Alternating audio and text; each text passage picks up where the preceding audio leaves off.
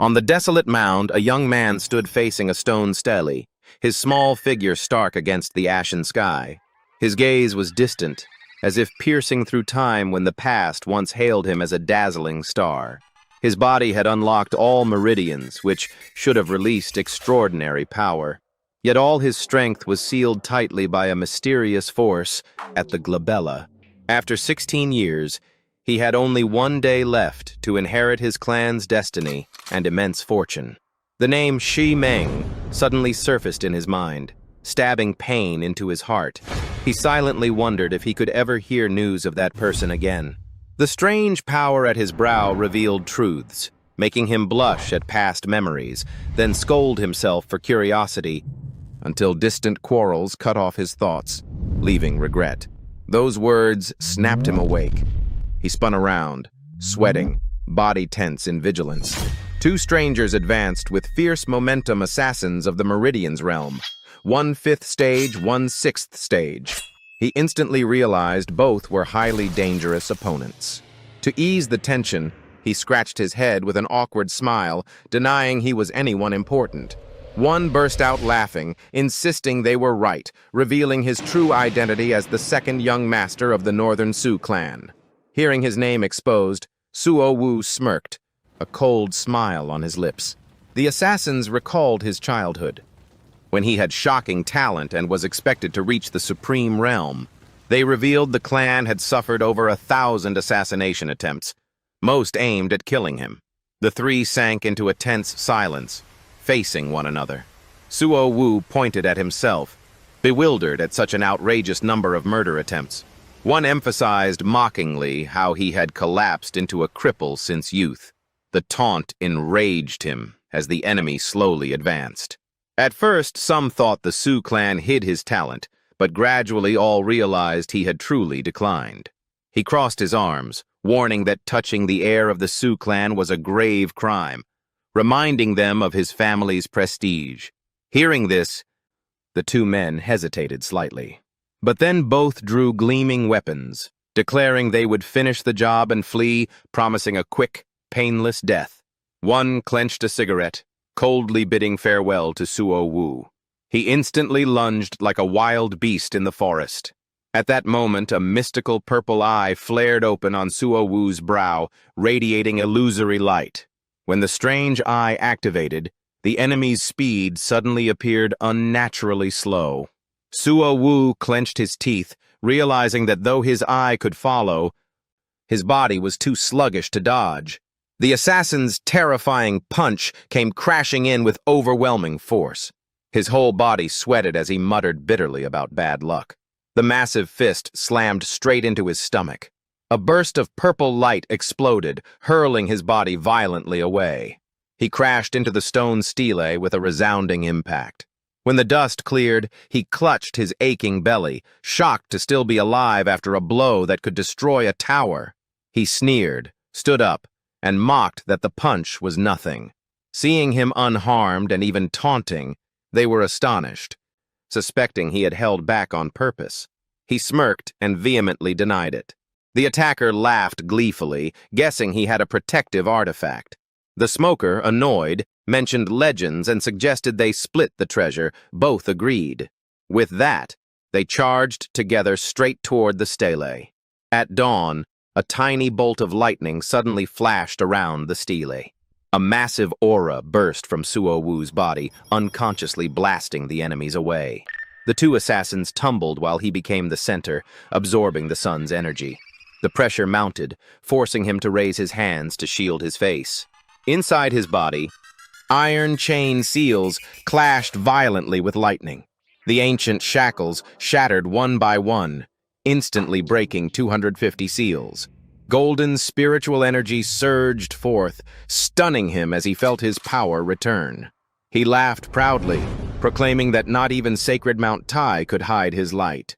Suddenly, the blade wielder collapsed to the ground. The other, bloodied and terrified, realized the stele held strange power and urged to kill him immediately. Hearing that, the smoker quickly drew a gun, aiming its black muzzle at him with cold words. A barrage of bullets thundered toward him, but his figure vanished like mist, making them panic and scream that they had met a ghost. A flash of his figure appeared suddenly behind the blade wielder. Before the man could turn, Suo Wu instantly struck him down. Gazing at his blood-stained hand, he sighed deeply, feeling killing unbearably unpleasant. The survivor trembled violently, drenched in sweat, stammering in disbelief at the scene. He silently clenched his fists, knowing that with his original 8th stage Meridian Realm power, he could have killed them both instantly if only his strength had fully recovered. He recalled that when the storm of bullets came, he was still standing on the stele. In that fleeting instant, he had surpassed bullet speed, appearing behind the enemy and delivering a lethal strike. As the foe fell, he strode forward coldly, eyes brimming with murderous intent, demanding conversation. He interrogated who was behind the assassination, since sending so many elites to kill someone deemed useless was excessive. The assassin panicked, begging for his life in exchange for the truth. Suo Wu stomped hard, pressing his head down, coldly promising only a quick death. He screamed out that Xie Tianyu was the mastermind, wanting to eliminate him over love rivalry to monopolize Lin Shumeng. That answer made Suo Wu smirk faintly, his tone icy, as if he had foreseen it. The man mocked that assassinating him was too difficult, saying this time he had fallen into a great trap, ridiculing Suo Wu's disguise. He laughed back, declaring that pretending to be a cripple for 10 years was the real joke. Just as he finished, the assassin suddenly drew a blade to strike, but Suo Wu dodged easily and scolded him harshly. The assassin attacked desperately again and again, but it was all useless. Soon after, he countered with a punch straight into the man's stomach. The force tore through his body, veins bulging as he writhed in excruciating pain. In moments, both assassins had been slain by him. Leaving the scene, he silently admitted he was still unaccustomed to the feeling of killing. In the quiet mountain cleft, he told himself that burying bodies here would keep them hidden. He pulled a phone from his pocket. A voice on the other end asked where he was. A blonde girl scolded angrily, upset that he hid his whereabouts and still indulged in delusions since he could not cultivate. He frowned and replied sarcastically that she was retelling an old joke. She lashed out, calling him an annoying brat, accusing him of being with another girl. He sighed wearily, denying it. He admitted he had coincidentally met her friend, then suddenly lowered his voice to confess that the one he truly liked was her. She blushed on the line, flustered and speechless. The scene shifted to morning at a luxurious city villa. A beauty poured tea while two men conversed, praising her and accepting the fine brew. A phone rang, interrupting the talk. The girl lifted her head curiously as a young man rose to answer, prompting another to ask what was happening. The caller was Xie Tianyu, eldest son of the Xi clan, speaking coldly that Suo Wu was still alive. Opposite him sat Fang Hu, leader of the Black Tiger Gang, a 6th stage expert, calmly assuring that all traces were erased and any trouble would fall on him alone. Xie Tianyu sneered, saying the Su clan's reputation was no sham, that proof was unnecessary, and ordered Fang Hu to stop and instead investigate who had saved Suo Wu. Fang Hu knelt, vowing to uncover the truth. He emphasized that the two elders of his faction could not have died in vain. The girl beside them cut in coldly, warning he would regret this. She mocked being sent to pour tea for a man drenched in killing intent, which angered Xie Tianyu, who inwardly despised and hated her for her connection to Suo Wu and daring to contest him for a woman. He spoke arrogantly, declaring that not even heavenly kings could make him afraid. Scene shifted to the subway, where Suo Wu reflected that near-sonic speed was now easy for him, regretting not going to Mount Tai 16 years ago. At his age, he had opened all meridians and reached 8th stage Meridian Realm, rivaling top prodigies despite being younger, whispering, "Yanjing, I have returned." At the crowded station, slender legs appeared, drawing everyone's gaze. It was Lin Shumeng, the young goddess of the Heavens Pride ranking, adored by countless people. The crowd erupted in astonishment at her presence. A young man's voice rang out, "Shi Shi, I came to pick you up." It was Suo Wu, half joking, half serious, sounding intimate. She scolded angrily, suspecting he was keeping distance on purpose and only wanted media attention, making him briefly uneasy, thinking she had guessed the family's arrangement.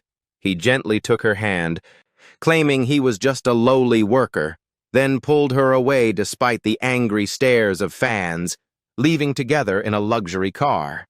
In the car, Shimeng shyly admitted she once used him as a shield, worrying about last night's danger, while he simply smiled and held her hand, assuring her all was fine now. With a trembling voice, she confessed she almost lost him, crying in fear the second time she shed tears for him. He suddenly thought that back then she wasn't the only one who wept. She tearfully recounted how she had called repeatedly without answer, and only when hearing his voice did she feel relief. Touched by her concern, he smiled brightly and thanked her sincerely. Her cheeks flushed as she hesitantly said they were the closest of friends. Aside from her mother, he was the person she was most attached to. He cut her off, refusing to let her continue, affirming there was no need to apologize. He then told the driver to stop the car. She worriedly asked if he was angry. He softly replied, how could he be? He even joked that online rumors about their romance only benefited him. His words stunned her, and she softly called his name. The driver tried to speak, but she immediately stopped him, telling him to just drive. He walked alone down the street, leaving her sitting in the car in quiet sorrow. At the same time, Xie Tianyu ordered a warning. Anyone who touched Suo Wu must die. His phone rang, a furious voice accusing that he had protected her for years, but could not endure seeing her hold another man's hand, especially that of a cripple. Shimeng furiously retorted, asserting her feelings had nothing to do with him. She coldly rejected the engagement, declaring that even if he was a genius, she did not care. When he threatened to kill Suo Wu, she firmly said she would go with him. After hanging up, her face turned cold, determined not to forgive him ever again. Suo Wu, walking in thought, recalled the warmth of her hand, knowing her burden, and resolved to protect her through the storm. He hailed a taxi and told the driver to head for the northern 10th Ring Road. The car sped away quickly, but soon the driver grew uneasy. The driver reported that 2 suspicious cars were tailing them. He calmly instructed to drop him at the intersection, then told the driver to return straight to the city. As he stepped onto the road, a red supercar suddenly blocked his way. A group of playboys stepped out, mocking that he sought death, saying this was just an easy job given by Xie Tianyu, since a cripple like him posed no threat. A blonde youth cracked his knuckles, growling that he would kill. Suo Wu tiptoed and moved at extreme speed. The playboy hurried after him, but after a short run he was exhausted, drenched in sweat, furious at losing track. The others arrived, bewildered at his disappearance. The blonde angrily ordered them to split up and search, refusing to believe he had escaped. One nervously suggested they should stick together, sensing something was wrong. Another dismissed it, saying he was just useless trash. The group continued searching, but suddenly froze. One spotted Suo Wu and shouted, accusing him of wanting to steal all the credit. Another rushed in, thinking he had faked weakness for years, hiding his true strength. Judging his speed, they concluded he was only 5th stage Meridian Realm, daring to face them alone, surely courting death. Stopping abruptly, Suo Wu turned back and asked what they wanted. The enemy sneered, mocking his years of pretending to be crippled, telling him to keep running. Suo Wu calmly asked back, confirming the man was 6th stage Meridian Realm. The foe boasted arrogantly, ridiculing his naivety and saying this place would serve as his grave. Suo Wu narrowed his eyes coldly, asking whose grave it would be. The blonde leapt forward, shouting that it would be his burial ground. Even suppressed, Suo Wu stayed calm, waiting for the punch to land. Suddenly he struck lightly with his palm into the man's stomach. The blonde clutched his gut in agony, gagging as if to vomit, gasping a warning of looming disaster. When his companions arrived, they found him collapsed and foaming, and their leader, enraged, assumed someone had aided him and ordered retreat to report to young Master Yu. But as he pulled out his phone, a stone struck, knocking it from his hand, making the group panic as if facing a ghost. Then another stone smashed directly into one man's nape. The force knocked him flat, unconscious. Seeing their comrades fall one after another, the rest trembled, realizing they had walked into an ambush. Hailstones kept striking, knocking down each enemy. Suo-Wu leapt down from the tree, voice low, repeating their words. He coldly mocked the useless man, making the blonde one tremble and beg for mercy. The man hurriedly confessed Tianwu ordered him to kill Suo-Wu, making Suo-Wu's gaze colder. When asked about Tai Shan, he revealed it was the territory of Fong Hu, leader of the Black Tiger gang in Qilu. With clues gathered, Suo-Wu held a stone, eyes icy. Soon the sky dimmed, and a small bird landed on a branch to watch. On the ground he dug with pottery shards exposing filth, thinking even sniffer dogs couldn't track here. Suddenly, the bird spoke mysteriously, saying it had witnessed the silencing. Suo-Wu spun around, ready to strike. Startled, the bird flapped away, shrieking that he even wanted to kill it. He froze, realizing it was just a sparrow. Could it be sentient? It cursed angrily, blaming him for cruel tricks, saying it nearly died. He frowned, fearing if it escaped, it would betray him. This was a spirit beast at the 7th stage, not ordinary. He shouted, ordering it to leave immediately without tricks. The bird raged, fanning its wings to summon a fierce gust. Suo-Wu stood unmoving, facing its blood-red gaze. He thought the sparrow was devious and vicious beyond imagination. As it attacked, he joined his palms, releasing dazzling golden light. The blast of light struck before the bird could dodge. It screamed in unbearable pain. The blow sent it flying, rolling on the ground. Lifting its head, the bird cursed that he had hit too hard. Suo-Wu approached, making it panic and beg for mercy, calling him brother. He frowned, astonished the bird's body withstood such power, doubting it was ordinary. That night, the city lights glowed, bars bustling with crowds. A blonde female bartender discreetly watched Tianwu and his comrades drinking. Tianwu stayed silent, secretly furious over his confidant's strange disappearance, suspecting Suo-Wu had a protector, cursing the failed plan. One man complained about business losses, others offered help, but Tianwu brushed it off, telling them to keep partying. Drinking, he muttered disdainfully that Suo-Wu was just trash, even if he rose again, not worth worrying about. Suddenly, the bar door slammed open. Suo-Wu entered with the sparrow at his side. The group froze. One shouted, asking who he was and if he knew this was a secret gathering. Tianwu's face darkened in silence. Another man interjected, asking if he was lost. Suo-Wu calmly walked forward, saying he sought another, glancing at Tianwu, bitter over 3 assassination attempts. A girl laughed mockingly, teasing him for bringing a bird, praising his ugly bird raising as unique. The sparrow exploded in rage, cursing the ugly girl and her whole family, saying she'd never dream of playing with birds. The crowd was stunned the bird could speak, realizing it was a spirit beast. The girl cursed, but the bird mocked and provoked her. Tianwu stood up, voice icy, demanding why Suo-Wu came here. He secretly doubted, thinking Suo-Wu came unarmed, without aid, far too confident for a cripple. Suo-Wu ordered the sparrow to attack. The bird asked if it should kill or just cripple. He said only to warn, not kill, but Tianwu shouted he was courting death. The girl frowned, thinking even if strong, such a small sparrow had little power. The bird furiously charged, shouting profanities.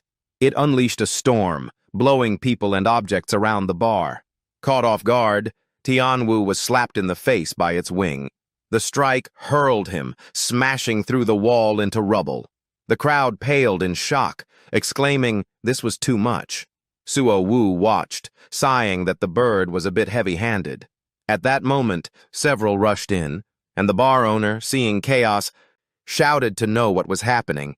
Everyone pointed at Suo-Wu, blaming him, leaving the owner helpless and scolding him for going too far. Suo Wu remained calm, pointing back, insisting Tianwu must pay for all damages. Hearing that, a man in the crowd angrily shouted, their eyes locked tensely, as the owner stepped forward coldly asking Suo Wu's origins. He turned, replying directly, warning them not to invite trouble. Then he loudly called Tianwu out to pay compensation, threatening to have the bird poop in his mouth if he kept playing dead. The sparrow grumbled, saying that was humiliating. A man pointed at Suo Wu, scolding him for such vicious words. The sparrow burst out laughing shrilly. Behind, a girl smiled faintly, thinking him utterly lacking virtue. At that moment, Tianwu groaned, face scratched, opening eyes in pain. Someone saw him struggling and quickly shouted his name. But Tianwu ignored them, gritting teeth, glaring at Suo Wu, vowing never to let go. Suo Wu immediately ordered the sparrow to strike him again. Just then, the bar owner shouted to stop. He scowled, teeth clenched, warning if Suo Wu thought he could trample the Flying Dragon Society at will. Xiao Yue quickly intervened, clarifying this was only personal grievance, but Boss Long stayed firm, saying even the Suo clan must follow rules. He declared he wouldn't meddle in grudges, but making trouble in the bar meant disrespecting him. Suo Wu coldly repeated damages must be paid by Tianwu. Tianwu leapt up, blood streaming, screaming denial. Suo Wu answered with a cold smile, implying he hadn't been taught enough yet. He grabbed a wine bottle, reminding the sparrow it had just slapped the right cheek, saying he disliked the imbalance. His eyes darkened as he raised the bottle, declaring he would make it even. Tianwu panicked, thinking of repeated failures and their spreading consequences, screaming for allies and the owner to save him. Two close men rushed to help. The bar owner also reached out, advising him not to strike. But it was too late. Suo Wu released killing intent, his aura as if tearing the sky. He turned coldly, reminding Tianwu he should have foreseen this day. His words drove Tianwu into extreme terror. Moments later, a loud crash shook the bar. The wine bottle shattered, smashing Tianwu's head, knocking him dizzy. Suo Wu stood before him, mocking that the famed sturdy body was fragile, coldly concluding he was just weak trash. The three nearby turned pale as ghosts. Xiao Yue spoke, saying after 2 assassination attempts, such retaliation was justified, but killing brought no gain. Suo Wu looked at the collapsed Tianwu, asking how she thought he should handle him. She calmly advised letting it go while the owner frowned, doubting Tianwu would swallow such humiliation. Suo Wu stared at Xiao Yue, asking if she was pleading for him. She frowned, firmly saying she only wished the best for him. The sparrow teased, claiming she fancied Suo Wu for his looks. He coldly asked if she was sick. Xiao Yue retorted, asking if he had medicine. He smirked, telling her to follow, then whispered, "I can cure it." Xiao Yue looked at him seriously, following without hesitation, leaving everyone stunned by her choice. Memories returned. At age 5, Suo Wu was a Suo clan prodigy, reaching the first stage realm. Chasing a northern tiger in the Ziyu Chi forest, he strayed into a mysterious cave. There, a glowing golden orb appeared, dazzling in brilliance. He curiously reached out to touch it. At once, the light shot into his forehead, shaking him into helplessness. The orb merged into him, granting the heaven-defying heart technique, allowing cultivation through heaven and earth aura without resources. Yet when opening 49 acupoints, his meridians were sealed, turning him into trash. Now the seal was broken, he was no longer weak. After leaving the bar, Suo Wu solemnly warned the sparrow of looming disaster, while Xiao Yue willingly followed him into the dangerous journey. Next morning, sunlight streamed through the windows, making the luxurious house more splendid. Suo Wu and Xiao Yue entered. He glanced at her with a sly smile, saying she would now be his maid. Xiao Yue instantly grew wary, threatening to kill him if deceived, even Suo clan status useless. Suo Wu waved it off, saying he was tired, They'd talk tomorrow, and she should find her own room to rest. He leisurely went upstairs, hearing the sparrow nag about a bed, then turned back, saying he'd buy it a beautiful cage. In his room, he noticed the phone. On the screen, Lin Shimeng in seductive clothes lay on a bed, scolding him for striking publicly, nearly provoking many forces. He replied calmly, dismissing their dignity, saying sparing Ta Tianwu was already mercy. If Tianwu targeted her, he'd kill him under heaven and earth. Then softened, telling her to handle external affairs, noting rumors of 2 assassination attempts had been spread by her. Suo Wu laughed, praising her effort, asking if there was need for formality between them. Lin Shimeng suddenly shifted topic, pressing about Xiao Yue and why he brought her along. Seeing his amused smile, she grew flustered with jealousy, but admitted she dared not touch that girl due to her special identity. She added that this time Xiao Yue came willingly, but when returning he must be extremely cautious. She suddenly paused, then screamed, making him panic and touch himself in alarm. She continued sternly, revealing a special identity, reminding him, then hung up. After the call, Lin Shimeng still felt uneasy. Musing, he seemed changed. Wondering where the strange bird came from, rumors said some masters tamed beasts, making him ever harder to read. Scene shifted to Ta Family Hospital. Gloom heavy. Guards posted outside the ward where Ta Tianwu lay unconscious. A thin but skilled hand was performing acupuncture on him. A large needle pierced his forehead, making him scream in agony. Ta family members stood anxiously, asking the 3rd elder about Tianwu's condition. The sweating elder replied his life was safe, but his cultivation path would struggle to advance. He sighed that the attacker was too ruthless. Lucky he survived. The youth rashly sought Lin Shimeng by targeting Suo Wu, not knowing the heir of the classics would never let trash interfere. In truth, Suo Wu was only a shield for Lin Shimeng to avoid unwanted attention. The Ta family recalled reports that a 7th-stage spirit beast guarded Suo Wu, but as a cripple for 16 years, he could hardly rise again. The elder sneered, saying relying only on a beast with reckless outbursts, without strategy, was nothing to fear. He ordered to seize a chance to wipe out Suo Wu completely without traces when someone reported secret news. Xiao Yue had followed Suo Wu. The elder was shocked she left, suspecting even the Suo clan knew her identity, then lowered his tone, saying preparations for tribute must begin. He resolved to personally apologize to Suo Wu next morning while persuading Xiao Yue to return.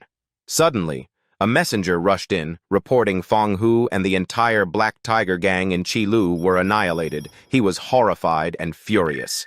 He roared that the Suo clan had arrogantly destroyed his forces in Qilu, no need for tribute anymore, accusing them of gravely insulting the Ta family.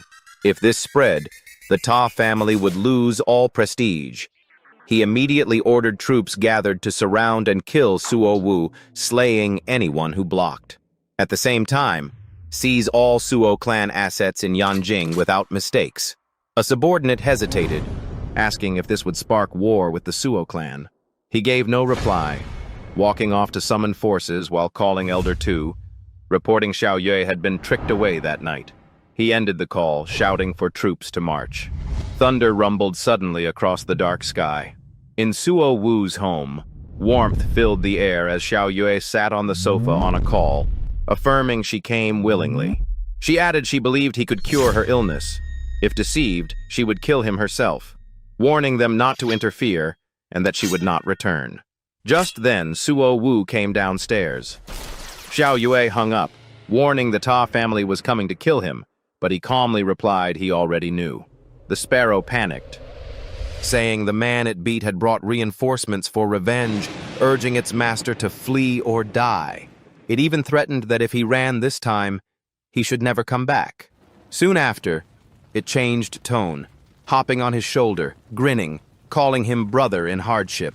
From the sofa, Xiao Yue also urged Suo Wu to escape quickly, but the door opened.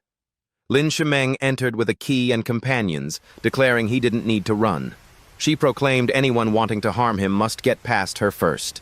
The sparrow trembled, hiding behind his neck, whispering if these were captors coming for it. It then pretended to cry, blaming all today's troubles on him. Ignoring the bird, Suo Wu greeted the newcomers. They replied warmly, saying no need for formality.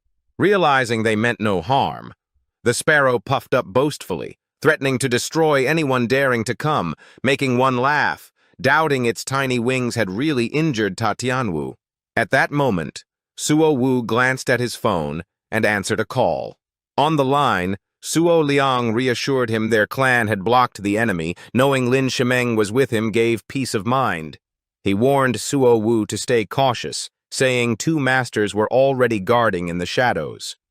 Outside, rain poured with roaring thunder. Around Suo Wu and the two girls, golden killing aura surged out. He said coldly the enemy had arrived fast. A stern elder shouted for them to go outside to battle, warning everyone to stay alert. The sky split again with blinding lightning. Outside, many Ta family figures rushed like phantoms, aiming to annihilate Suo Wu. Their leader's eyes suddenly flashed, sensing something unusual. As expected, the two experts sent by Suo Liang appeared to block, while Suo Tianxiang leapt down from above, shouting to know who dared charge in. The opponent said nothing, immediately drawing twin blades and charging to attack.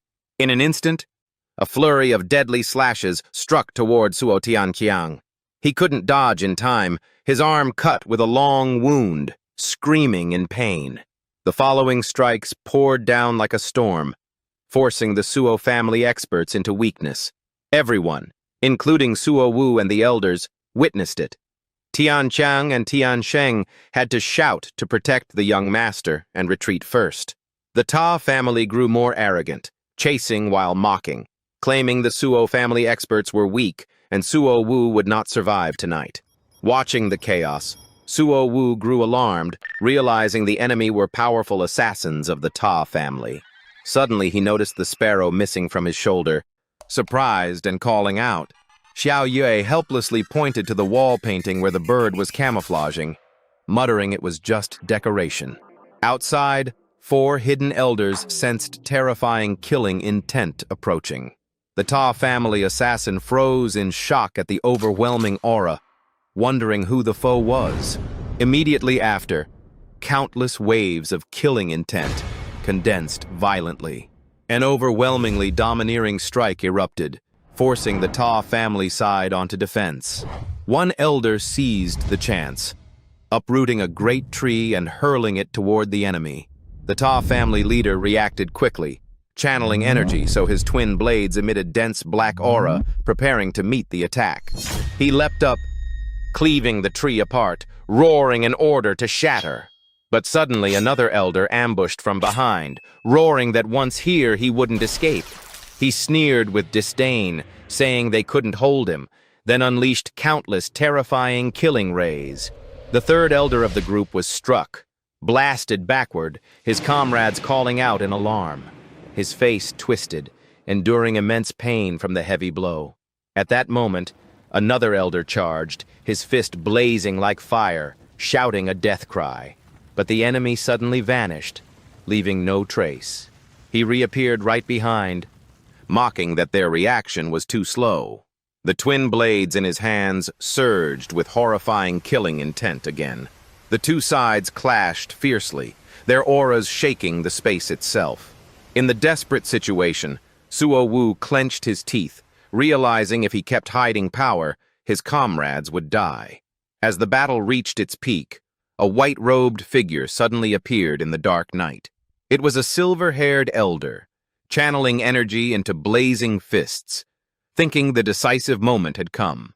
He pushed off from the tree root, soaring forward, shouting to unleash the ultimate skill, Heartbreaking Palm, one of the 3 supreme techniques.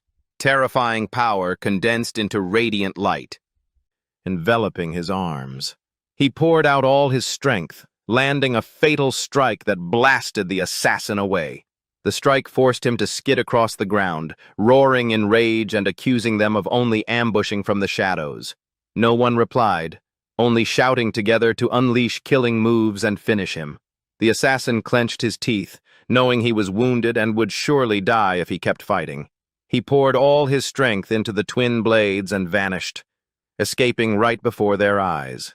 Seeing him retreat, the silver-haired elder gasped in relief, yet wondered if the Ta family sending such experts wasn't afraid others would seize the chance to attack them. Night fell, a crescent moon shining down with an oddly peaceful scene.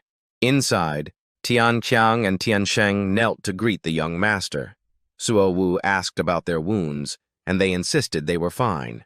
But a gray-haired elder mocked that with such severe injuries, how could they say they were fine?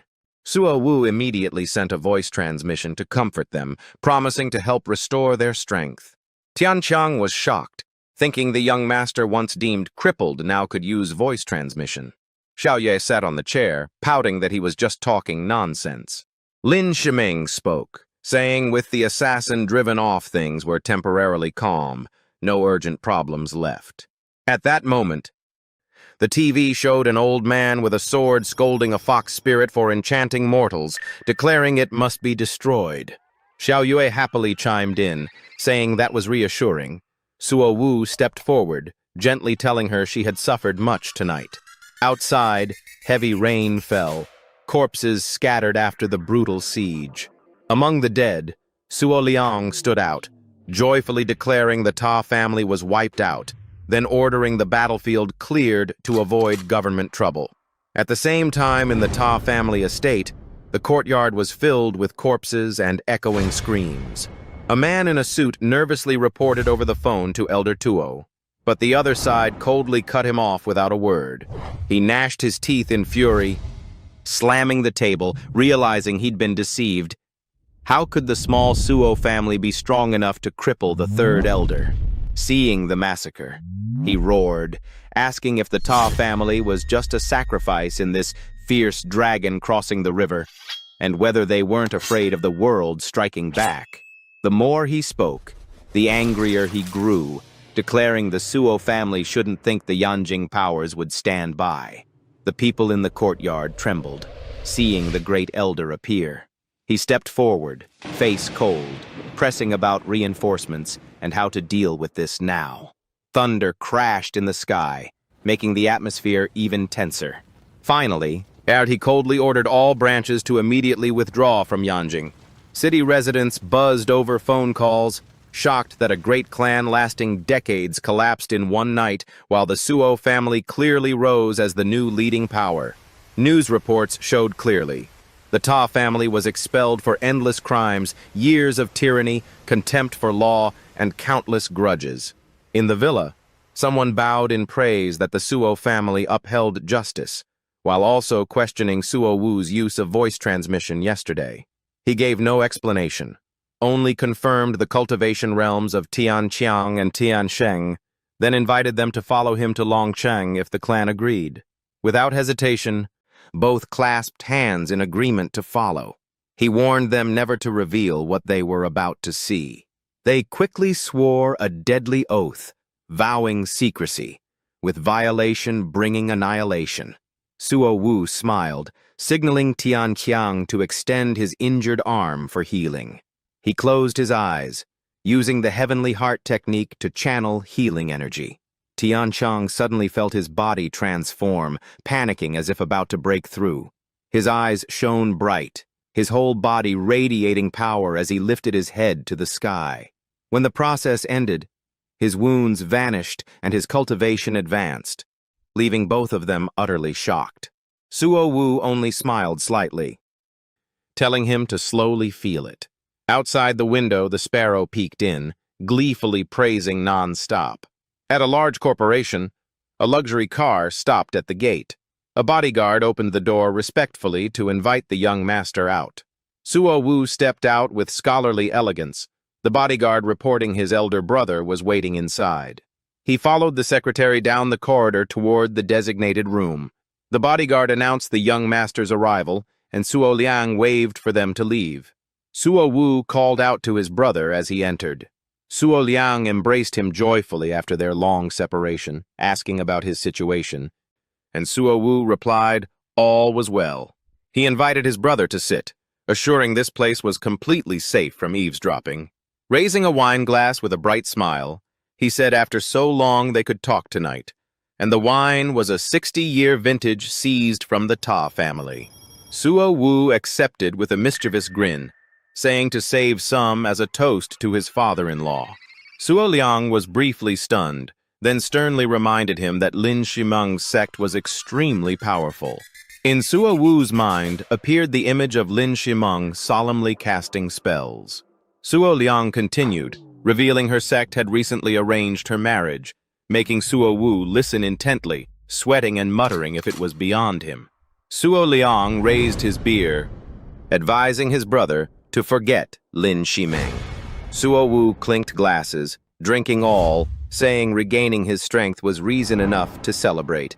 Suo Liang asked in shock if it was true, and Suo Wu confirmed. He further questioned if Mount Tai wasn't the one who saved him, and whether the experts around Yanjing were also handled by him. Past memories surfaced of their grandfather scolding Suo Wu as useless, unworthy of the clan. As a child, Suo Liang refuted him, declaring his younger brother was not trash and forbidding insults. He protected Suo Wu, standing against the malicious words. Back to the present, Suo Liang recalled his brother once entering a cave where a strange encounter sealed his power. Suo Wu remembered, his expression filled with fear and shock. He explained that for 16 years he had hoped his brother would return, with power still continuous, now reaching early meridian opening realm. He laughed loudly, delighted at his brother's progress, as Suo Wu released crimson-purple energy. Suo Wu grasped his brother's hand, guessing he had reached 6th stage of the meridian opening realm. He said he could help his brother ascend to the 7th stage instantly. Suo Liang was horrified by such strange power. Beer splashed, 2 streams of energy surrounded him, and he opened more meridians, breaking through another stage. He praised that his younger brother's ability was far too extraordinary, but he also warned that if exposed, great sects would drain him dry. Suo Wu smiled, already understanding. Suo Liang took out a green jade slip, saying it contained a cultivation method requiring spiritual force to open. Suo Wu stared, asking if its name was Lian Pu. Suo Liang nodded in confirmation. He demonstrated, transforming his brother into a beautiful maid, making Suo Wu cry out in delight. He asked where such a powerful technique originated. Suo Liang's face turned stern, saying it was taken from ancient ruins with heavy losses, and though he trained long, his talent was less than Suo Wu's. He explained that at higher mastery, it could disguise as others, distinguishing true from false. Suo Wu clutched his chest, winking, saying it was quite good. He stressed that compared to geniuses of great sects, his brother still lagged behind. He explained realms. After meridian opening comes channel passing, then innate. Only kings and venerables could cross rivers and seas. Saints remained mere legend. He revealed the reason he dared oppose the Ta family was superior strength and ties with the court, with the jade slip gained from that cooperation. Suo Wu nodded, understanding why the authorities acted firmly. He pondered, reminding that Lin Shimeng and her fiancé both belonged to a super-ancient sect, not to be provoked. He urged his brother to be cautious, to cultivate with full effort in Longcheng, and reaching innate realm would bring the clan prosperity. In his heart, Suo Wu vowed he feared neither the ancient sects nor her fiancé. He thought of Shimeng, hoping she would wait, certain they would be together. On the road, Suo Wu and Xiao Yue sped in the car, the sparrow urging on and mocking opponents with broken vehicles. In Longcheng, the innocent 17-year-old Suo Shishi appeared among the welcoming crowd. She asked her father if he wasn't planning to give up the CEO seat to cultivate. Yet with Brother Wu's return, he still seemed heavy-hearted. Suo Tianxiong, age 39, sighed, saying today the Leng family sent invitations, summoning major forces to discuss important matters. Shishi grew curious, and he explained that someone had discovered the Fairy Lake cave ruins outside Longcheng. Many experts died, and one survivor captured by the Leng family yielded scriptures equal to the imperial canon. Shishi was shocked in fear upon hearing mention of that secret scripture. Her father said the Leng family tried to conceal it, but failed, now inviting major powers to explore, though dangers were endless. She nodded thoughtfully, suggesting at least attending tonight's banquet to investigate. Also wanting her father to take Suo Wu, but he refused. Chichi objected, saying even if he didn't cultivate, as a hidden clan member, he must still face it. Suo Tianxiong pondered, then slightly nodded with a pleased look in his eyes. At night, all was calm until the roar of an engine, a car speeding like thunder. Chichi widened her eyes, exclaiming to her father to look. The car was too fast. Tianxiong smiled, suspecting it might be Suo Wu, then dismissed the thought. He told his daughter to listen to her brother later, not to cause trouble, and to stay away from bad people. She pouted in dissatisfaction. The car screeched to a stop before the gathered crowd. The door burst open with hearty laughter, "Chao!" revealing it was indeed Suo Wu's car. Chichi peeked curiously, wondering who was driving.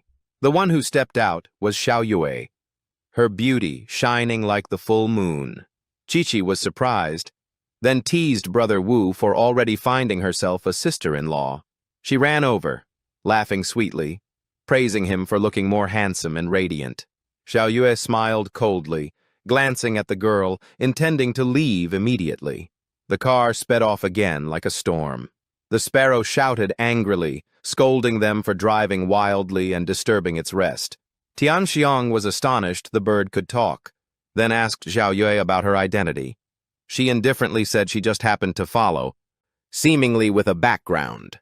Tianxiong pondered, then decided to take Suo Wu to meet the major powers in Longcheng, and Suo Wu firmly agreed. That evening, uncle and nephew sat talking in the car. He handed over a file, reminding that the Leng family was tied to the Ta family once expelled. Suo Wu confirmed, analyzing the ruins affair might be just a facade, not necessarily aimed at them. Tianxiong sighed, saying his investigation proved someone had indeed taken a strong cultivation method from the Fairy Lake cave, but was captured by the Leng family. Suo Wu frowned, realizing something odd in how the information spread. His uncle praised his sharpness, lamenting that he was still too young. The scene shifted to a lavish banquet where many powers gathered. Tianxiong introduced Suo Wu as the legitimate young master of the Suo family, while also greeting Director Chao. He then led Suo Wu to meet Elder Dong, an important figure of Longcheng. Elder Dong nodded, recalling he had once heard Lu Feng praise Suo Wu as a rare talent. Suo Wu modestly replied, saying the compliments were too much. Lu Feng beside him sneered, bringing up Suo Wu's clash with Ta Tianwu, making the crowd gossip and mock that he was once crippled and fled to Longcheng for refuge. Someone sneered that if she wanted to avoid the Ta family, she should just hide with her mother. Tiu Tiu flushed red with anger after hearing that. She shouted, warning them to stop being arrogant or they would shame their elders, but they still mocked that the weak must endure. She retorted sharply, saying if they had guts they should rely on themselves instead of their father's power. She bluntly declared their personal skills were inferior to hers. Tian Heng sighed helplessly about his daughter's hot temper, asked Suo Wu to protect her. He nodded firmly, promising she wouldn't be bullied.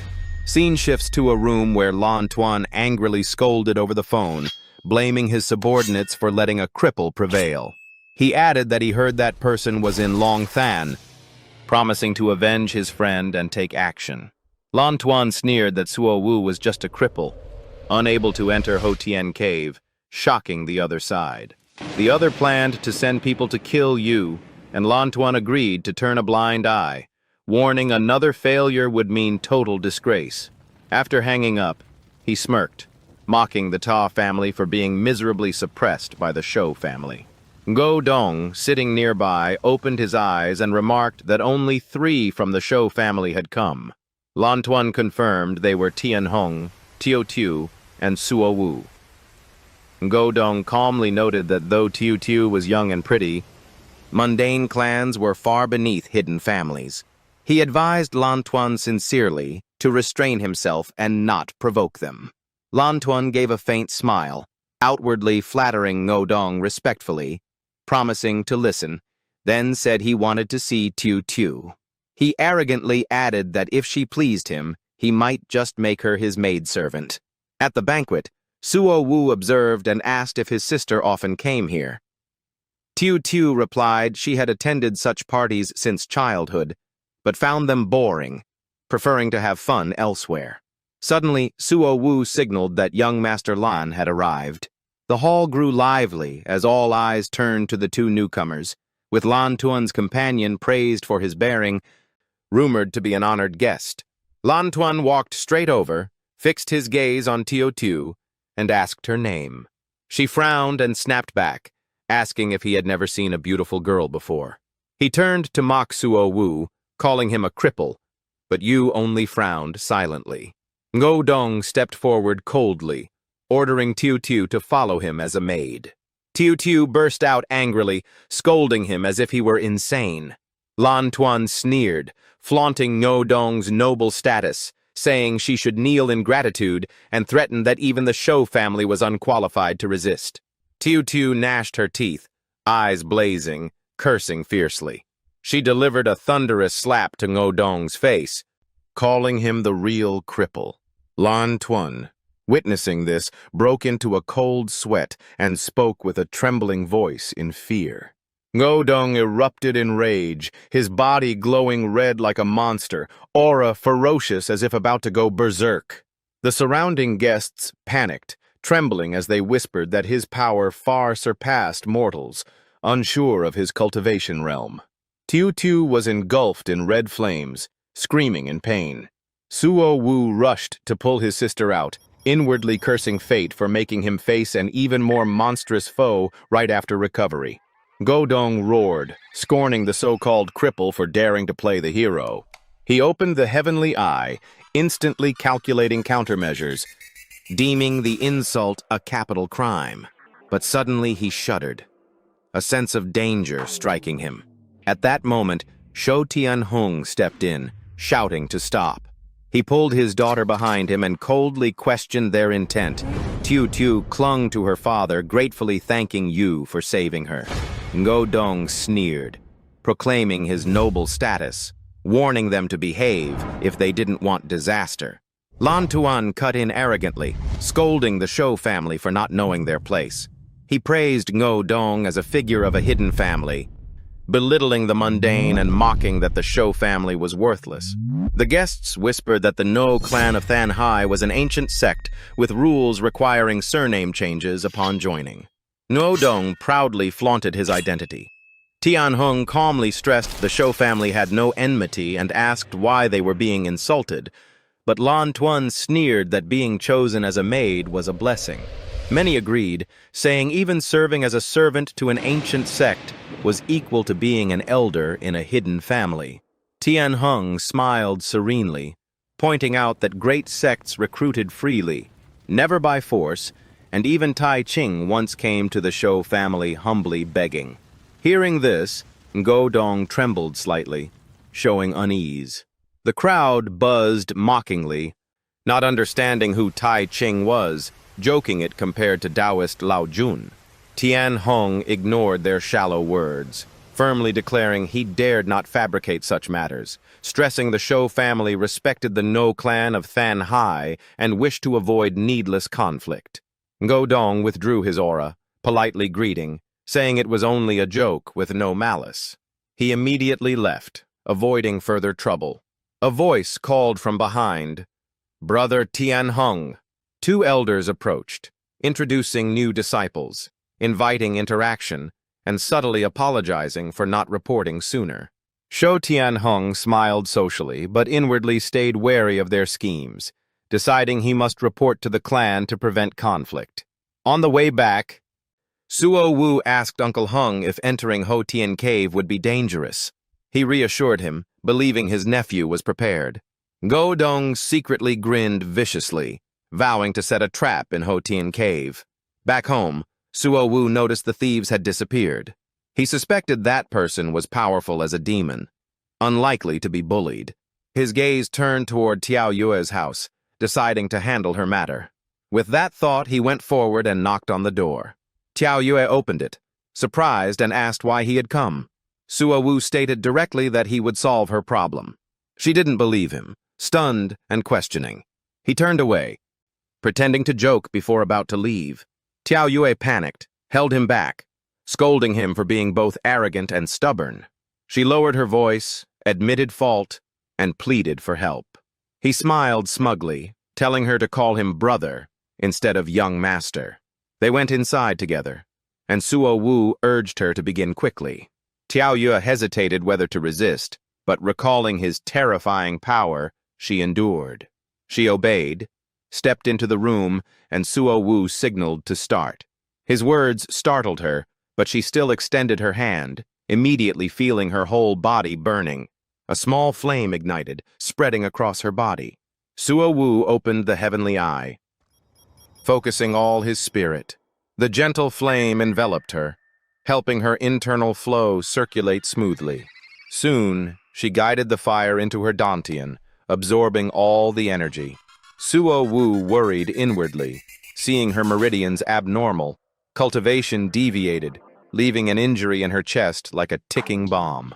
He supported her up, thoughtfully assessing the difficult issue caused by her special meridians.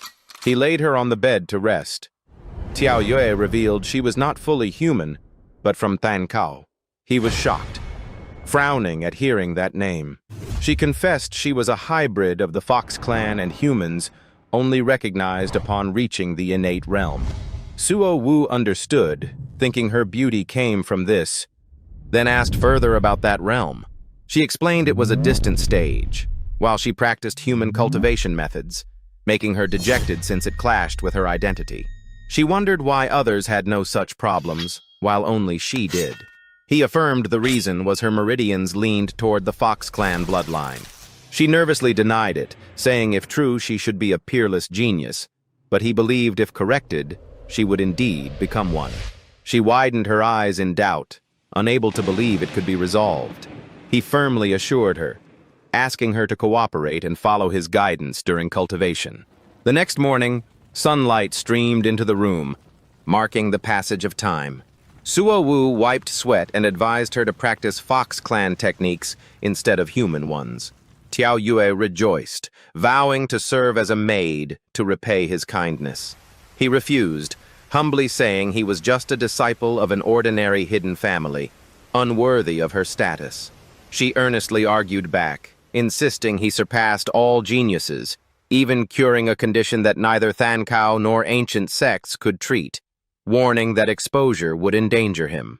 Tiao Yue cautioned that in Thankao many arts could force truth-telling, making it hard for him to keep secrets, and that hidden families were weaker than ancient sects, while Suo Wu was still not strong enough. She pleaded to follow him, willing to bear the risks, only hoping he would accept. Suo Wu smiled and agreed, telling her to just call his name. She still instinctively called him young master in a clear voice. Looking outside, Suo Wu resolved to keep his secret, seize Ho Tien Cave's resources, and one day raise the Shou family to equal the ancient sects. At the hospital, nurses gossiped that young master Suo Wu faked illness to avoid working. Patients mocked him as useless, ridiculing him for hiding in the ward. In the room, Shou Tiu fumed, wanting to rush out and teach those gossips a lesson. Suo Wu calmly said he needed to disappear convincingly, then gently asked if his sister truly wanted to find Lin Shimeng. Receiving her firm confirmation, Shou Tianheng arrived, half-jokingly scolding since the clan suspected Yu was being bullied. Yu bowed and apologized. He then asked Tiao Yue to arrange for his sister to work as a director's secretary for protection. Shou Tianheng agreed, but worried whether Yu could get involved in what Lin Shimeng was doing. Suo Wu firmly reassured his uncle that he had an expert helping, adding that in a few days someone would come and only needed to be placed in the Ho Tien Cave group. He guaranteed this person was absolutely trustworthy. Shou Tianheng nodded and warned his nephew to be extremely cautious. Suo Wu smiled, assuring Tianheng he would handle his own safety. The next day, he left Longthan, calculating as he went. He thought the rumor of him faking illness must have spread widely, so now he could act. He circulated his energy, feeling power surge. A thought rose within him. Many grudges needed to end.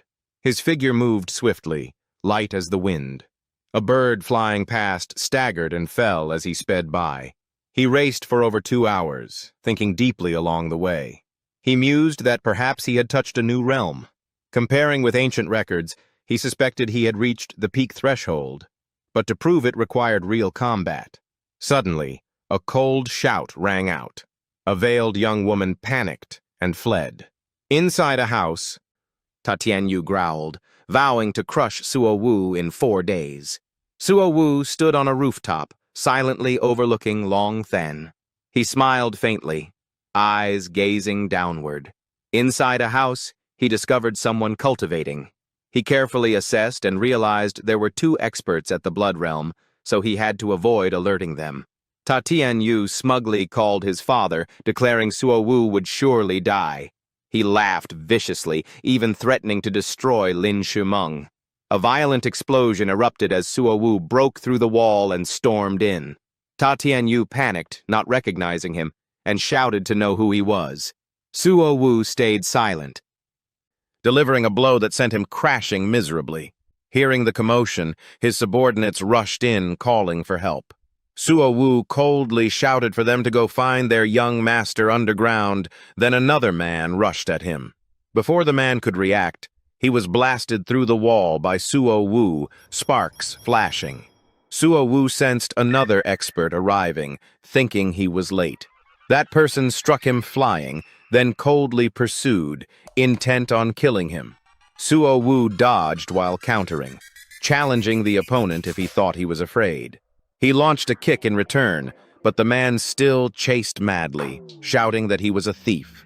A burst of light exploded, sending Suo Wu crashing hard. The pursuer roared and cursed, furious at failing to take him down. He was shocked at Suo Wu's extreme speed, losing track and wondering who he really was. Elsewhere, Suo Wu leaned against a tree, gasping, feeling lucky his identity was well hidden, while astonished at his own strength.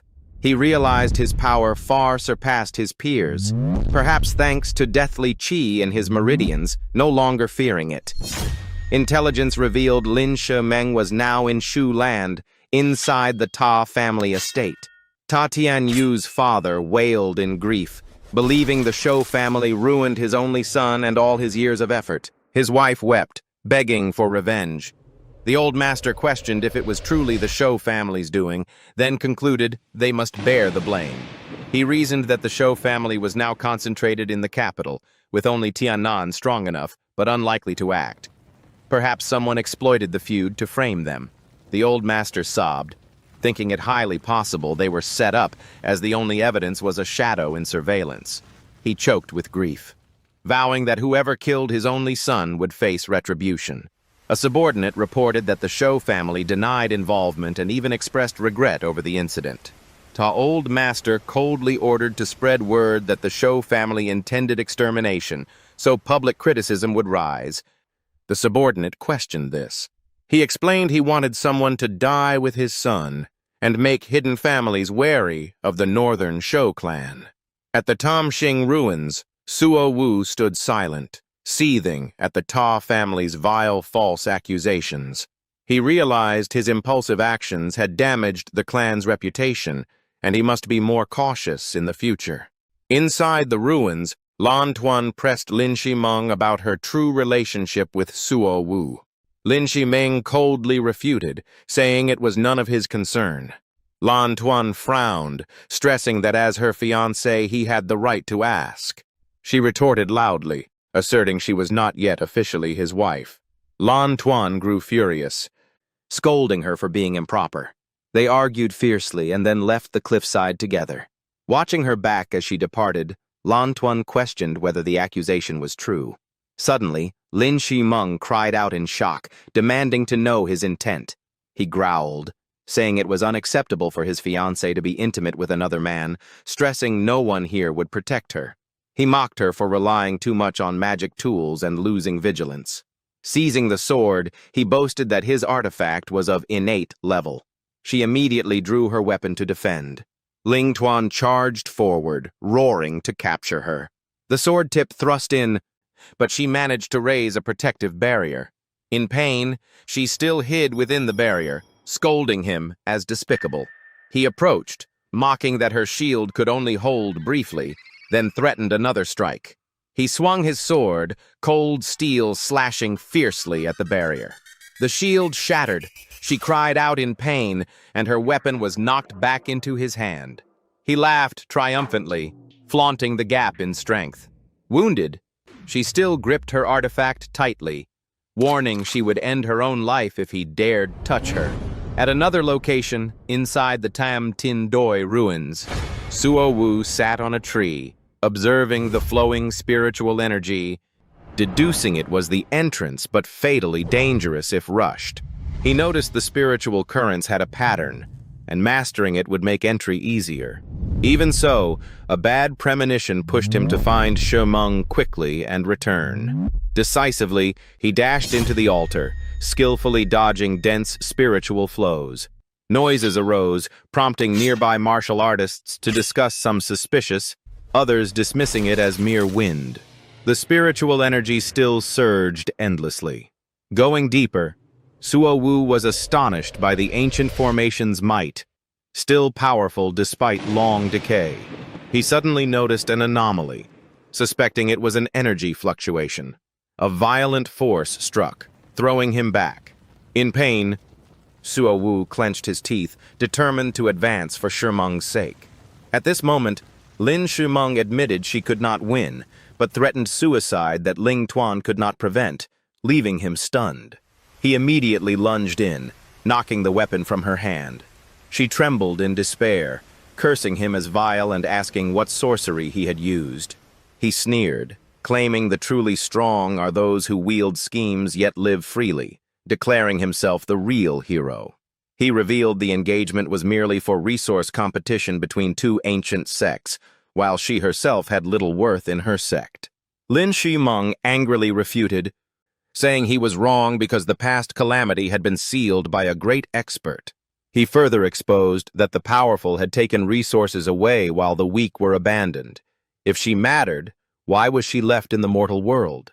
He stressed her talent was mediocre, accepted only for her yin mystic constitution, but born in the wrong era, now valuable only as a bargaining tool. He clenched his fist, spoke lewdly, and tried to persuade her to dual cultivate, claiming mutual benefit but more for himself. He promised her a glorious future if she followed him. Otherwise, in her sect, she was just a pawn to be traded, insisting she could never escape. She screamed in refusal, but he mocked that the marriage was long arranged, and even if he defiled her here, her sect would not interfere. At the critical moment, a figure appeared. Suo Wu kicked straight into Ling Tuan's head. He clutched his head, angrily shouting who dared to ambush him. Suo Wu coldly replied, declaring that if he killed him here, no one would dare object. Ling Tuan sneered, ridiculing that as the most laughable threat he had ever heard. Suo Wu said in a deep voice to laugh before death, inwardly annoyed his strike wasn't fatal, forcing a fierce duel. Ling Tuan roared in rage, vowing to capture Suo Wu alive, interrogate his identity, then annihilate his sect. Lin Shimeng, unsure of the young man's origin, stepped closer to ask his true identity. While detoxifying her with a touch, Suo Wu apologized, making her cry out in pain. Ling Tuan was horrified that his poison technique had been dispelled so easily. Suo Wu mocked it as lowly, unworthy of being called a unique poison art. Bleeding heavily, Ling Tuan roared in hatred at being called naive. Lin Shumeng forced herself up, trembling yet resolute, thanked him for saving her, and urged to flee quickly. Ling Tuan gnashed his teeth, trying to stop her from escaping. He sneered, claiming Suo Wu was incapable of taking her safely from him. Hearing this, Lin Shumeng grew wary, realizing he was unleashing his full power. Ling Tuan raised his sword, glaring with hatred, vowing to give his foe a miserable death. She cried out in alarm, warning Suo Wu to be careful. The sword slashed down, erupting into a dazzling blaze. Lin Shumeng was forced to retreat hastily to avoid it. She was horrified by the sight before her. Suo Wu caught the deadly sword barehanded, halting its killing intent. Ling Tuan growled, scornful of such recklessness. Suo Wu released the blade and launched a powerful punch straight into his chest.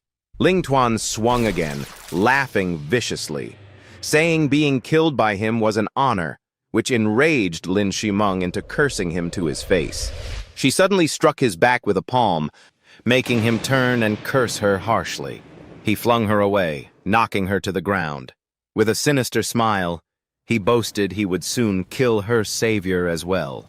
As the sword slashed down, Lin Shumeng screamed in panic to stop him. Ling Tuan laughed maniacally, threatening that no one could save her now. At that moment, a fist of violet light exploded and slammed into him. Caught off guard, he quickly turned to defend. Suo Wu shouted in regret that his fatal strike had missed. Ling Tuan furiously roared that he would never get another sneak attack. He instantly unleashed his power, launching continuous strikes at Suo Wu. Suo Wu, in pain, thought that this man was indeed at a much higher realm. But since the enemy was heavily wounded and weakening, he decided to risk luring him closer. Ling Tuan charged, thrusting his cold sword for a killing blow. Ling Tuan shouted arrogantly that regret was now too late. But immediately after, something made him freeze. Suo Wu gripped the sword impaled in him, coldly saying it was all within his calculations. He unleashed the decisive punch, the third fist. Ling Tuan took the hit, staggering back with a twisted face of pain and rage. Suo Wu lowered his voice, declaring this was the fourth fist. The punch boomed like thunder, striking the enemy into unbearable agony. His body flew far away, crashing heavily into the void. Suo Wu clutched his chest, coughing violently before collapsing, shocking Lin Shumeng. She rushed to him in panic, crying out his name in despair. At the battlefield, space trembled, opening fierce cracks. Lin Shumeng quickly held him, calling out in deep worry. Suo Wu weakly urged her to help him up to heal, warning the enemy might return any time. She desperately wanted to transfer spiritual energy to aid his recovery, but he refused, insisting on cultivating by himself to preserve strength, then entered meditation to heal. He softly chanted incantations, running the heavenly heart technique to gather energy for healing. Lin Shumeng stood guard, inwardly vowing to repay this life-saving grace. At the same time, she sensed a strange familiarity radiating from him. She reached out, astonished that spiritual energy was gathering thickly around him. When she turned, she saw dense energy shrouding Suo Wu. Suddenly, he groaned in pain. She panicked, shouting that he had fallen into qi deviation. But Suo Wu suddenly rose, laughing heartily. He excitedly said that thanks to the deathly energy in his body, his wounds healed quickly. He opened new meridians and was about to reach a new realm strong enough to face Qi Hong. Hearing this, turmoil rose in her heart, for qi deviation was normally a cultivator's calamity. Clenching her teeth, she prepared to kill him to prevent future disaster for the world. Suo Wu quickly dodged, urgently assuring he was fine, leaving her astonished. He smiled gently, explaining it was only a sudden surge of power that was hard to control, causing misunderstanding. She asked in disbelief if he truly hadn't fallen into deviation, while he laughed it off to reassure her. Lin Shumeng finally breathed a sigh of relief, secretly glad he was safe. She looked up at the vast space, realizing this was a land where spiritual energy gathered, empowered by an ancient formation that boosted cultivation. Suddenly, a glittering light ahead startled her attention. She suspected it might be something dropped by Wei Hang. Stepping forward, she picked up 2 artifacts and gently returned them to their owner. Lin Shimeng accepted them gratefully and asked if Suo Wu had also come here to explore the ruins. He smiled modestly, saying he only acted upon seeing injustice, then praised her as not inferior. She pondered, remarking this place contained a terrifying ancient sect formation, still immensely powerful after countless years. After a pause, she suggested cooperating in exploration since going alone was too dangerous. Suo Wu hesitated and asked again. She smiled, saying whatever gains they obtained would depend on fate. So no need to worry. Suo Wu nodded, using the fake name Tong Hong, asking her to call him Tong Ge before inviting her along. Lin Shimeng happily agreed, calling him Tong Da Ge, and set off together. Meanwhile, in the distance, Ling Tuan staggered with injuries all over. He gnashed his teeth, cursing both Suo Wu and Lin Shimeng, vowing revenge. On the mountain peak, several figures saw him and were shocked to recognize their junior brother. They asked in surprise why he was so badly wounded. One roared suspiciously, saying no one in the area should be capable of this. Ling Tuan angrily recounted that junior sister Lin was threatened by another, urging fellow disciples to avenge her. At the cliffside, he pressed against a rock, forcing himself to stand. When asked if it was caused by a Tongmai realm expert, he replied uncertain, but said that person, though not yet at that realm, wielded terrifying strength. The curly-haired man frowned, doubting that a Sheng Shui realm cultivator could rival Tongmai realm. Ling Tuan hastily explained he was ambushed through an artifact that concealed aura combined with the formation's advantage here.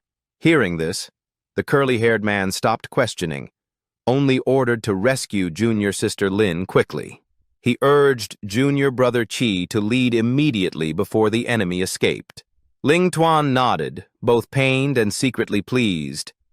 For with 2 Tongmai realm experts added, he was sure Suo Wu would not escape death. Elsewhere, Suo Wu told Shimeng to use her artifact's full power to deplete the protective layer. A blazing fire dragon appeared right above the energy bridge. At that moment, Suo Wu clenched his fist tightly. He leapt high and unleashed a fierce strike onto the circular formation. Shimeng marveled in amazement, her eyes sparkling as the killing formation was shattered. Suo Wu smiled, secretly glad that thanks to his brow's tree eye, he had avoided countless dangers that others would not survive. Both suddenly looked ahead, exclaiming in unison, while Shimeng stammered in fear. Before them appeared an ancient sect, hidden in mountain clouds, ethereal like a fairyland. Suo Wu was stunned, marveling at the palace's grandeur. A dazzling violet light burst from his forehead. Yet despite focusing, he still discerned nothing. The tree eye could not penetrate and even backfired painfully, worrying Shimeng, but he brushed it off casually. Gazing at the river, Suo Wu pondered that the area was also covered by immense force. He tried tossing a stone into the river to test it. The stone bounced back upon touching the water, scattering fragments. Shimeng gasped, affirming a formation spanned the river, and stepping rashly meant death. Suo Wu nodded, musing that entering the palace likely required a unique disciple method. He added that if a special technique was needed, the situation would be very troublesome. At this time, Ling Tuan's group also reached a cliff, gazing at the sea of clouds. A white-haired elder was surprised, not expecting pursuit to lead to the secret realm's core. Meanwhile, Suo Wu and Shimeng had stopped beneath an ancient tree. From there, they saw clearly the group atop the cliff, and Suo Wu frowned, seeing Qi Hang bringing many experts. Shimeng explained that those beside Qi Hang were her senior brothers, all at the Tongmai realm, and the middle-aged men behind were also of the same realm, from his sect. Suo Wu sighed inwardly, thinking as a small figure surrounded by Tongmai cultivators, he could only rely on the formations here. Beside him, Shimeng grew sorrowful, clenching her fist, determined to escape being treated as a commodity and find her own destiny. Shimeng smiled faintly, her gaze fixed on the opposing group. The white-haired man spoke, warning the path was hard, already costing 6 artifacts, and asked their next plan. The green-haired man raised his hand, proposing that whoever seized treasures would keep them, leaving it to fate. The red-haired one agreed. Ling Tuan consented, while Suo Wu altered his form, urging everyone to rely on their own strength. He glanced at them, suspecting that entering the palace would not be simple. Ling Tuan impatiently suggested they must find Shuming and the ambusher before he acted again. An elder waved dismissively, saying a Sheng Shui realm was unworthy of concern. Exploration was the true priority. The green-haired man advanced with surging aura, taking the lead charge. He leapt down, immediately followed by another who claimed he would not yield. Shimeng watched anxiously, her face full of unease. Suo Wu raised his hand to stop her, reassuring that she could not intervene, inwardly curious for the coming event, yet told her to stay hidden. The green-haired man was confident, thinking a river only a few hundred meters wide was not frightening. But as he neared the opposite shore, dazzling light suddenly erupted from the riverbed. A terrifying force struck him directly, exploding violently and throwing even those behind into the air. The people in the rear panicked, turning back to cry for help toward the cliff. But the raging blast forced everyone on the cliff to retreat violently. After quite a while, the curly-haired man struggled to stand up. He panted heavily, coughing hard from the shock. The group was shaken, and he rasped out about the terrifying destructive power. Suo Wu came to ask, and the curly-haired man Chu Shuang admitted his life was saved only by a protective artifact, and that he needed rest. Another man looked at the distant palace, doubting that though the relic was well preserved, its danger was beyond imagination. Suddenly, a hot-tempered, green-haired man spoke metaphorically, saying the current situation was like placing useless chess pieces. Another reacted harshly, arguing that his senior brother had also died here. Seeing the tension, Suo Wu quickly calmed them, advising patience, while Leng Jun worriedly asked about their next move, and someone suggested retreating. Those words enraged the green-haired man, who insisted they could not abandon such a rare chance, even if brothers had died here. He swore firmly he would not retreat, determined to enter the distant palace. Speaking, he pulled out a talisman and waved his hand with force several times. Bright golden light shone across the land. Suo Wu was shocked, guessing it was a legendary life-saving talisman, confirmed by the green-haired man as able to block one strike from an innate master. He recounted that long ago he had luckily found it while exploring ancient ruins and kept it until this very day. Another, hearing this, grew jealous, lamenting that he lacked such a treasure. The green-haired man ignored it, relied on the talisman to soar into the air, and before leaving wished everyone luck, then shot away. The others looked up, half believing, half doubting whether he would succeed. On Suo Wu and Shimeng's side, he calmly observed. In his heart, he admitted they each indeed had some abilities. When he saw the green-haired man advance to the middle of the river, he slightly shook his head, convinced the river could not be crossed. And as predicted, the man met the same fate as those before. A thunderous explosion rang, and the curly-haired man lamented that even the supreme protective talisman could not block that radiant power. Watching, Suo Wu sighed, admitting the expedition was in vain. At that moment, a silent boat drifted along the current and appeared. The red-haired man quickly noticed and shouted, pointing at the drifting boat. The group eyed the boat with suspicion, wondering if it was salvation or a trap due to its strange arrival. Suo Wu grew thoughtful, recalling the saying about despair turning to hope. Someone uneasily asked who dared to step onto the boat. Besides Shimeng, Suo Wu quietly observed the vessel closely. Using divine power, he discovered the river's strange force avoided the boat, proving it could carry them across. But immediately, the situation suddenly grew tense. With his special eyes, Suo Wu reported seeing someone on the opposite side. The crowd looked over at once, while he deliberately acted flustered, pretending they had been spotted. The silver-haired man shouted furiously, threatening to tear him apart if he did not return their junior sister. Leng Jun also echoed, demanding he release his fiancée at once. But looking at Shi Meng, it was clear she was completely at ease, not coerced at all. Suo Wu kept assessing, calculating that the enemies were around the 5th stage of the Meridian Connecting Realm, with even mid-stage experts present. He immediately told Shi Meng to retreat into the formation behind for protection.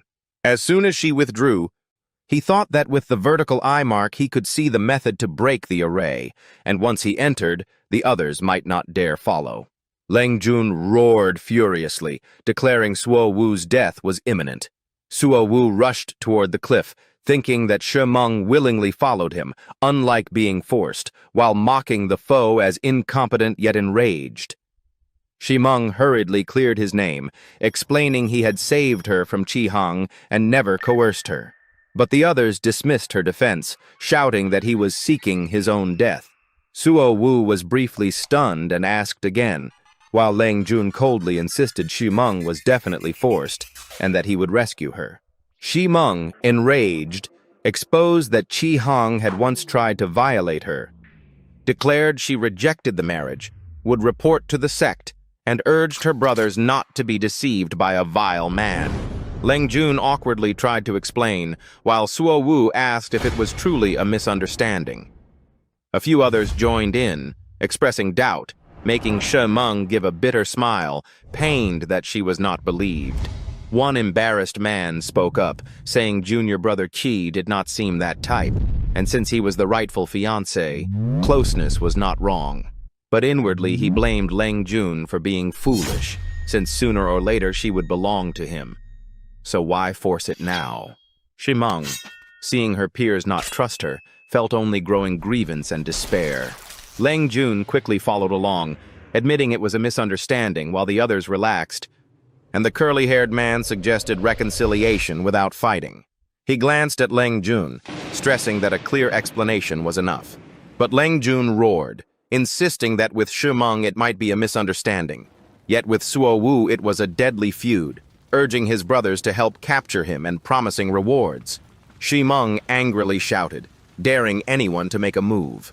Suo Wu remained silent, while Leng Jun seized the chance to insult him as cowardly, hiding behind a woman.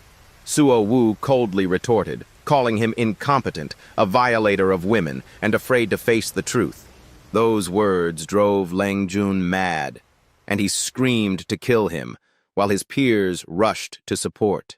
Seeing someone about to attack, Suo Wu pulled Shi Meng close, whispering that the foe was a 4th-stage Meridian Connecting Realm expert and must be avoided. At that moment, a terrifying force burst out, shattering rocks and earth. He urged Shi Meng to hurry inside. The two of them instantly dashed into the formation. Immediately, the array closed, leaving the others outside in shock.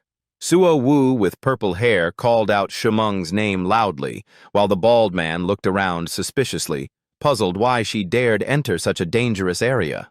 He scolded everyone, lamenting that they had not seized the thief earlier, allowing him to escape. Suo Wu calmly advised not to stir more trouble, saying the relic was what mattered, and that thief would be caught sooner or later. Leng Jun wondered whether to continue chasing, then pointed to the boat and asked who would step first, while Suo Wu reminded them the boat was about to leave. The red-haired man did not hesitate, rushing straight to the boat, muttering about fortune within danger. The group followed, leaping from the cliff onto the vessel. Suddenly, a burst of light flared, astonishing everyone. The bald man warned them to stop, sensing the light was strange. The boat began speeding faster than before. After a while, the red-haired man noticed the light vanish, wondering where the boat would take them. Leng Jun speculated it might be an ancient formation used for testing or as a form of recognition. The silver-haired man agreed, reasoning that if it were hostile, they would already be dead, since the path here was full of dangers. Elsewhere, Suo Wu and Shi Meng appeared on another cliff. He looked at the group on the boat with dissatisfaction, regretting that such a valuable chance was missed. At that moment, he saw another boat drifting from afar. In his eyes, This was the final opportunity, and he could only gamble on it. Meanwhile, the first boat continued drifting downstream. Those on board suddenly noticed the second boat behind them. They exclaimed in shock, wondering why another boat appeared. Could it be counting the number of entrants? Suo Wu, with purple hair, suggested that boat was likely meant to pick up junior sister Lin and that man. The bald man objected, reminding them they had fallen into a killing formation before, and escaping so quickly was impossible. Unexpectedly, Suo Wu behind them loudly wished the kid good luck. The bald man was shocked, confirming it really was them. Leng Jun cursed furiously, swearing vengeance, then vented his anger by viciously insulting Shimeng. Shimeng asked Suo Wu if their boat would chase the others, but he calmly replied that once reaching the opposite shore, everyone would be busy seizing opportunities, not minding them. Hearing this, she felt relieved, smiled gratefully, and said without Brother Song, she would not know what to do. Suo Wu's eyes glimmered with curiosity as he asked if she had ever thought about the future. She answered that she had, but even if she reported clearly to the sect, nothing would change unless she became exceptional herself. Her words carried sadness. Suo Wu smiled firmly, telling her not to worry, as she would surely achieve her wish. Suddenly, a dazzling light flared again from beneath the river. Suo Wu froze briefly, then told Shimeng not to move, focusing intently, sensing the light could illuminate all truths. A giant boat suddenly appeared before them, leaving both stunned. Soon after, the sky brightened as two rainbows appeared simultaneously. Suo Wu muttered in doubt, wondering if the two rainbows were meant to separate people into their own boats. He turned to ask Shimeng if she wanted to step on, and though silent, her gaze was resolute. The girl entered one rainbow, smiling as she wished him luck, and Suo Wu stepped onto the other, returning her blessing. The group on the other boat saw this with envy and resentment, upset that the two were favored while they were crowded together, even wishing to drag them to the underworld. Suddenly, thunder cracked, black clouds gathered, the sky darkened, and a vortex rose as the river roared. The boat shook violently, and Suo Wu wondered about sea winds, since there was no sea here. As they drew closer, he was horrified to realize an actual ocean lay ahead. The boat rocked so hard he nearly fell, forcing him to cling tightly to the side. When the vessel plunged into the vortex's heart, a familiar palace appeared once more. The boat halted completely, and Suo Wu sighed in relief, exhausted yet comforted. Looking around, he was astonished by a massive ancient city, with defensive formations radiating terrifying aura. He could not help but admire the city, whose ancient grandeur carried overwhelming might and extraordinary defenses. When the boat stopped before the gate, a resonant bell rang, making his heart almost leap out. He hesitated, wondering if it was a welcoming bell, yet its reverberations shook his entire body. The vertical eye at his brow could not probe it, forcing him to whisper that he must step into the great hall to confirm. He quickly climbed the steps, recalling the strange journey. Great boat, rainbow, stormy sea, vortex, and finally arriving here. Pausing before the main gate, he panted and wondered if this was a great destiny. He looked up at the starry sky and the towering giant statue ahead. Doubt arose in his heart. Was this the supreme saint, the sage immortal Master Kong Sheng? He hastily clasped his hands and bowed respectfully. At that moment, a solemn voice echoed, "Enter my discipleship." The voice continued, commanding him to learn the law, spread the Tao, inherit the will. At the same time, a scripture fell from the void. Standing before the statue, Suo Wu was shocked to see the ancient text, realizing the sage immortal master was the highest realm of cultivation. This scripture was indeed a relic left behind by the saint. When the pages opened, he was even more shaken. It recorded the root method, treating the body as a universe, with 35 great acupoints and 12 main meridians. Only by opening them all could one reach the realm of unity between heaven and man. The book gathered countless techniques, distilling their essence to open acupoints and operate meridians.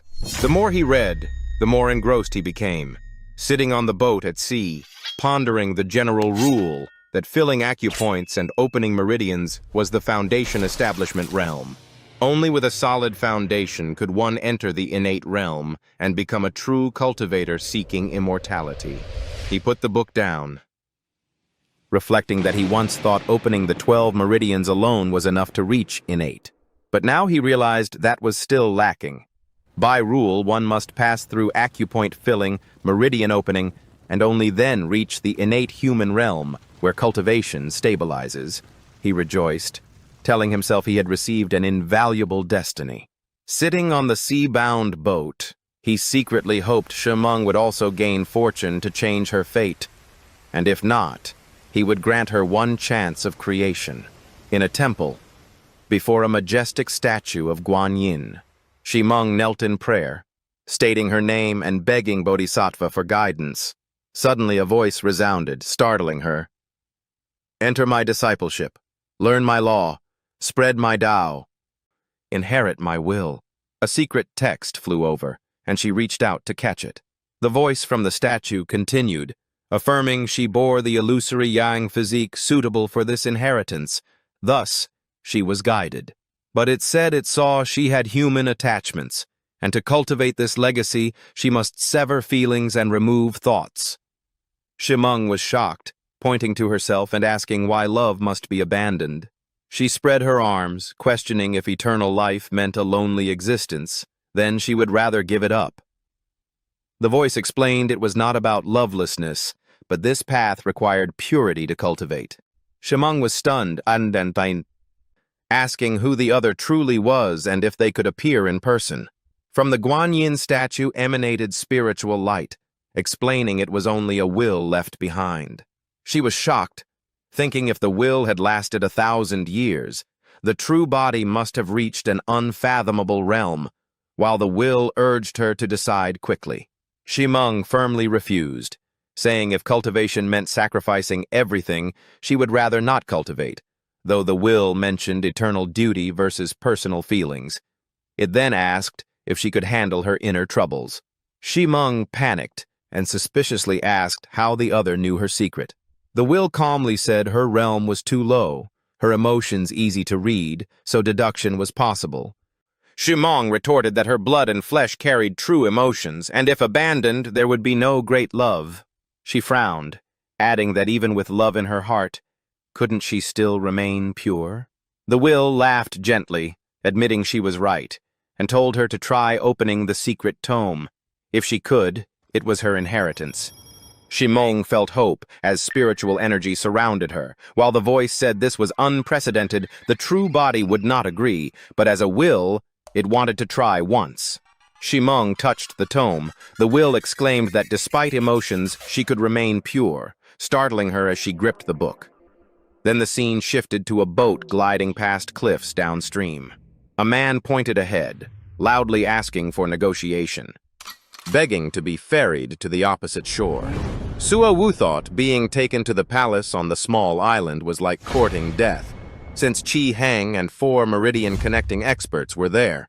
He stood on the boat and shouted that if there was no reply, he would just stay on board and not disembark, and if they wanted confrontation, he was ready.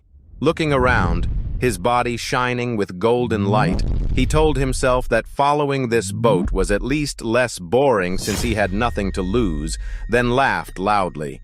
At that moment, a sudden sound made him startle and turn back. The boat shook violently, throwing him flat onto the floor. Holding his head, he cursed, scolding the so-called friendship boat for capsizing so heartlessly. Irritated, he stood up, muttering defeat, asking to be taken to meet the sage. He felt sorrowful inside, having just gained a great chance yet forced onto a path of death. Seeing the scene ahead, he decided to use transformation, disguising himself as one of Chi Heng's group to avoid suspicion, even plotting to prank them. From the distant palace radiated dazzling golden light that enveloped everything. He closed his eyes to sense it, horrified by the terrifying energy stronger than the river below. If he leapt down from above, he would surely die, so transformation was the only way. Purple light flared and enveloped him, and in moments, he became a young man. Suo Wu calmly entered the palace, thinking that since past places had been inaccessible, he must soon find a way to retreat. He worried that if he accidentally encountered the true body of Xianchang Qing, disaster would follow.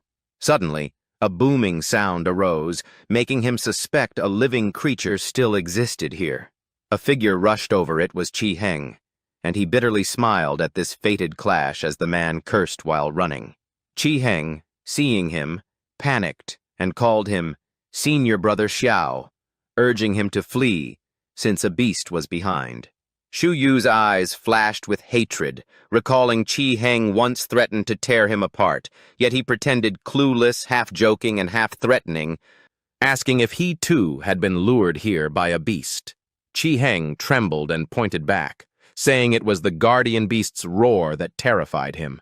Suo Wu frowned, questioning how a sealed ruin could house living beings, suggesting it might be remnants of an ancient divine beast. Qi Heng hastily shook his head, insisting it was truly alive. The beast's blood aura was overwhelmingly strong, seemingly guarding a spiritual pond, making him think of primeval divine beasts. Suo Wu frowned, and asked if it was the legendary spiritual pond where spiritual energy condensed into liquid. Qi Heng nodded, proposing cooperation and promising to split the spiritual fluid in half. Suo Wu agreed, but still wondered how to act. Qi Heng, sly and seemingly friendly, mentioned the alliance of their two sects, hinting someone must lure the guardian beast away. Suo Wu skeptically repeated, meaning a sacrifice was needed to draw the beast aside. Hearing this, Qi Heng secretly rejoiced, pretending helplessness while nodding in agreement. Suo Wu placed his hand on his shoulder, sternly claiming he would take responsibility to lure the beast so Qi Heng could safely take the spiritual liquid, and Qi Heng instantly feigned gratitude. But as Suo Wu turned away, Qi Heng grinned wickedly, cursing him as a fool, thinking if he survived, giving him a little liquid later wouldn't matter. In the silent grand hall, the two faced each other amid splendor. Qi Heng brought out some spirit-absorbing herbs, offering them with honeyed words as if sincerely helping. This herb could provoke the beast. Suo Wu accepted it with cold eyes, secretly mocking, realizing it was a trap, and swore to make him taste a counterstrike. Suo Wu then charged to fight the guardian beast, while Qi Heng clasped his hands in false gratitude, praising his loyalty. Suo Wu coldly replied there was no need for words. Inwardly, Qi Heng sneered, thinking only funeral offerings would remain for him later. Suo Wu lay apt onto the floating stones suspended in the sky. Before him appeared a stone pool where a radiant golden lotus bloomed. He called down to Qi Heng, saying it seemed a 9-turn golden lotus grew in the pond, making Qi Heng feign joy while secretly mocking him as naive. He kept urging, pressing Senior Brother Xiao on what he was waiting for. Suo Wu was not in a hurry, carefully observing the golden lotus surrounded by layers of golden light. He discovered 3 layers of soul-restraining seals there, secretly smiling and mocking Qi Heng's ignorance, thinking luring the beast was enough, while in truth the seals were tied to the guardian beast, and any touch would trigger its fury. He pretended to rebuke, forcing Qi Heng to swear a deadly oath to dispel suspicion. Suo Wu laughed loudly, saying his junior was being too serious. Qi Heng grew anxious, while Suo Wu advised splitting the golden lotus evenly to avoid greed. Qi Heng verbally agreed but inwardly schemed deception. Suo Wu noticed the other's impatience, knowing if he acted first the guardian beast would be triggered. As he stepped forward, a roar and golden light burst from the stone. A horned fire beast appeared, making Suo Wu curse Qi Heng inwardly. He angrily questioned him for hiding the guardian beast. Qi Heng sneered wickedly, secretly planning for the beast to kill Shu Yu. The beast charged at terrifying speed with high realm might, leaving Suo Wu regretful. While defending, he shouted for Qi Heng's help. He warned that both of them might die here. Suddenly, a figure emerged from behind. The beast unleashed a barrage of devastating attacks. Qi Heng stealthily circled around, waiting for his chance. He mocked inwardly, treating his senior brother's death as certain. The beast spewed a white storm-like breath at Shu Yu. Gritting his teeth to endure, he guessed Chi Heng had already neared the seal. Chi Heng lunged gleefully to snatch the golden lotus. But as he touched it, flames backlashed, making him scream in agony. Suo Wu realized there was a spatial shifting barrier of protection. The beast appeared in the center of the pool, guarding the lotus and tossing Chi Heng aside. Seizing the chance, Suo Wu decided to retreat. He hid under the lotus leaves, trusting the ancient aura to conceal him. When the beast left, he climbed onto the stone and began absorbing the golden lotus. He circulated his cultivation method, absorbing spiritual energy swirling around him. His body transformed, preparing to break through a rare realm. With arms wide, he drew in energy, eyes resolute and craving power. Fierce winds rose across the pool, water surging as thunder coiled around his body. He roared, landing on the golden lotus, and instantly broke through to the 10th stage realm. The Shitian heart method operated, tripling its former effect. Gazing at his hand, he laughed arrogantly. Knowing, though not yet at meridian connecting, he could fight mid-stage experts as an equal. He laughed at himself, realizing his body could no longer endure further cultivation within the pool.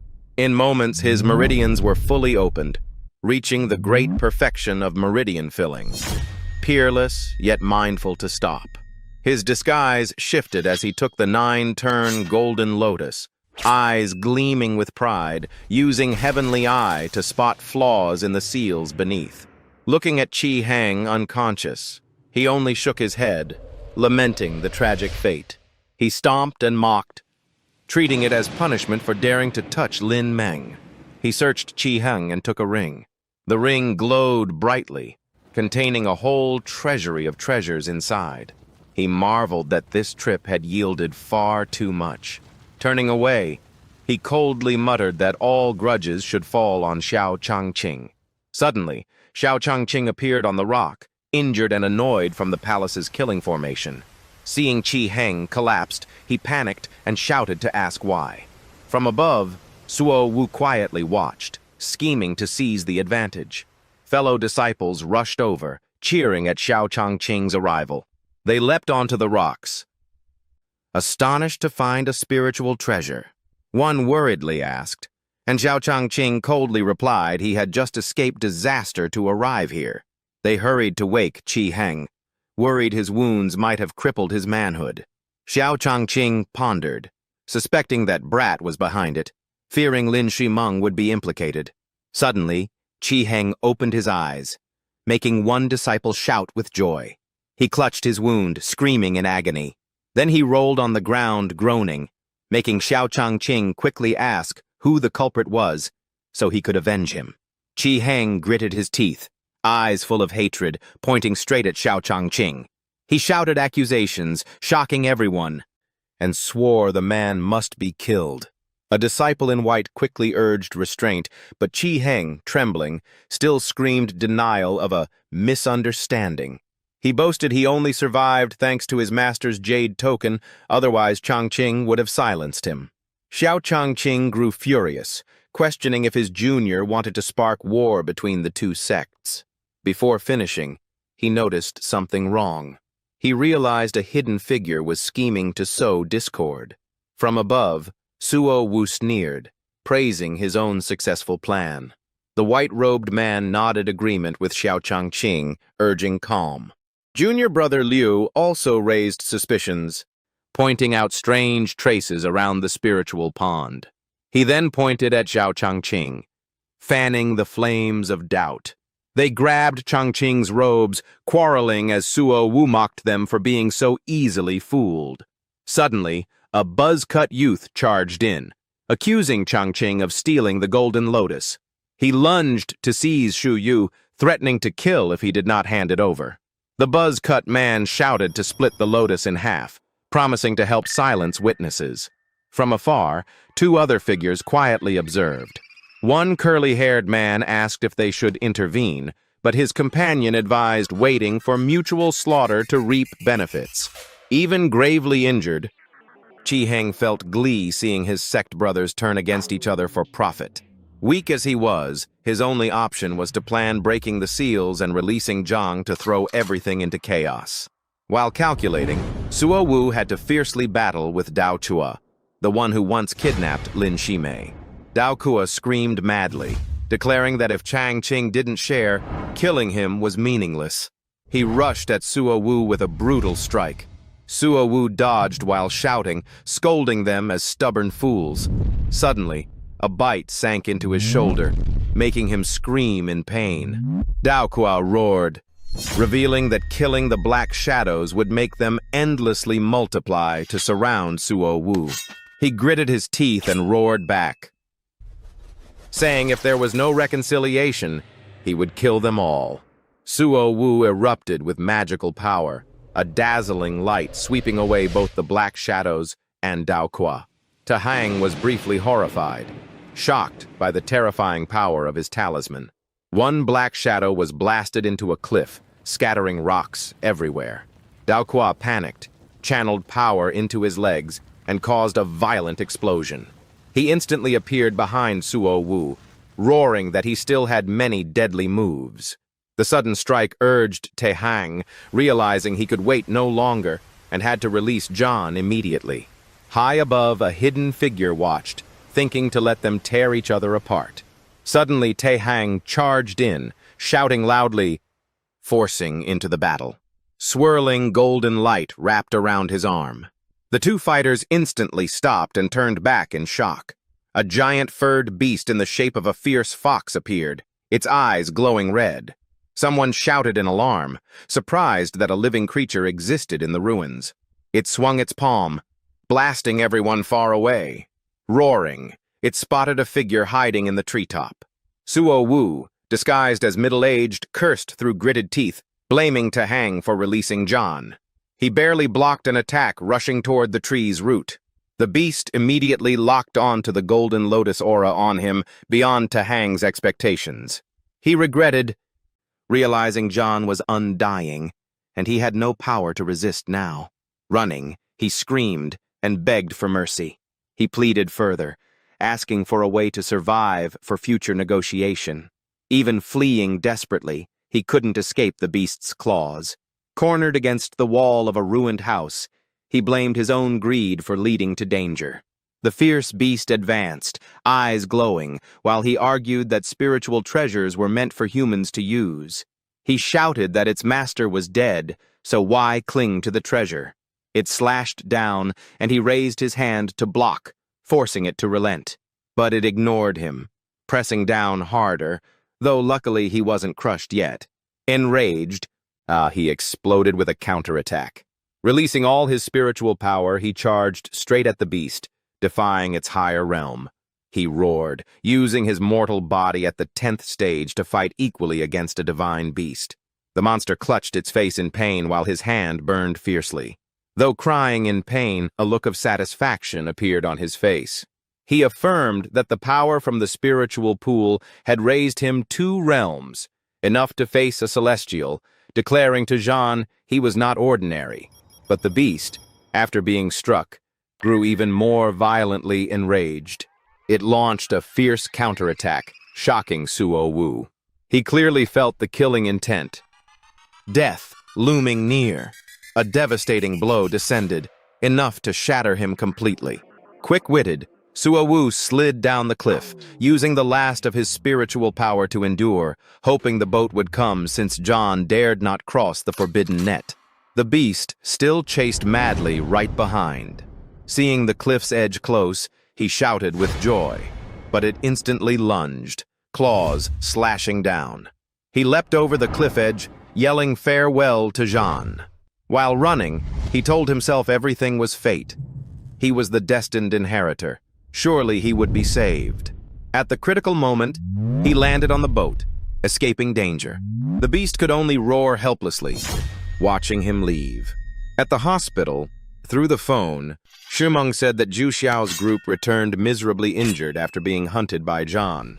Suo Wu asked about her, and Shimeng happily bragged she had won big, regretting that the Divine Maiden Sutra could only be cultivated by women. teasing him to change gender and be her sister. He hurriedly denied while she laughed joyfully, saying all her fortune was thanks to Song Hong saving her many times. Suo Wu smiled inwardly, secretly admitting Song Hong was himself. Shimeng continued, saying Tae Hong had been crippled, even made a eunuch, and everyone blamed Xiao Changqing, but she didn't care since he deserved it. Suo Wu asked if she had escaped this marriage yet. Shimeng replied that though she had a chance to refuse, to hide the truth, Ju Xiao still forced her, and Tae Hong wouldn't let go either. But she assured she could handle it, then asked about his situation in Longcheng. He gave a faint smile, saying he lived aimlessly, though inwardly he thought of Tae Hong's ring, admiring its craftsmanship. Shimeng teased him, making him lock himself in the hospital room, burying himself in games daily.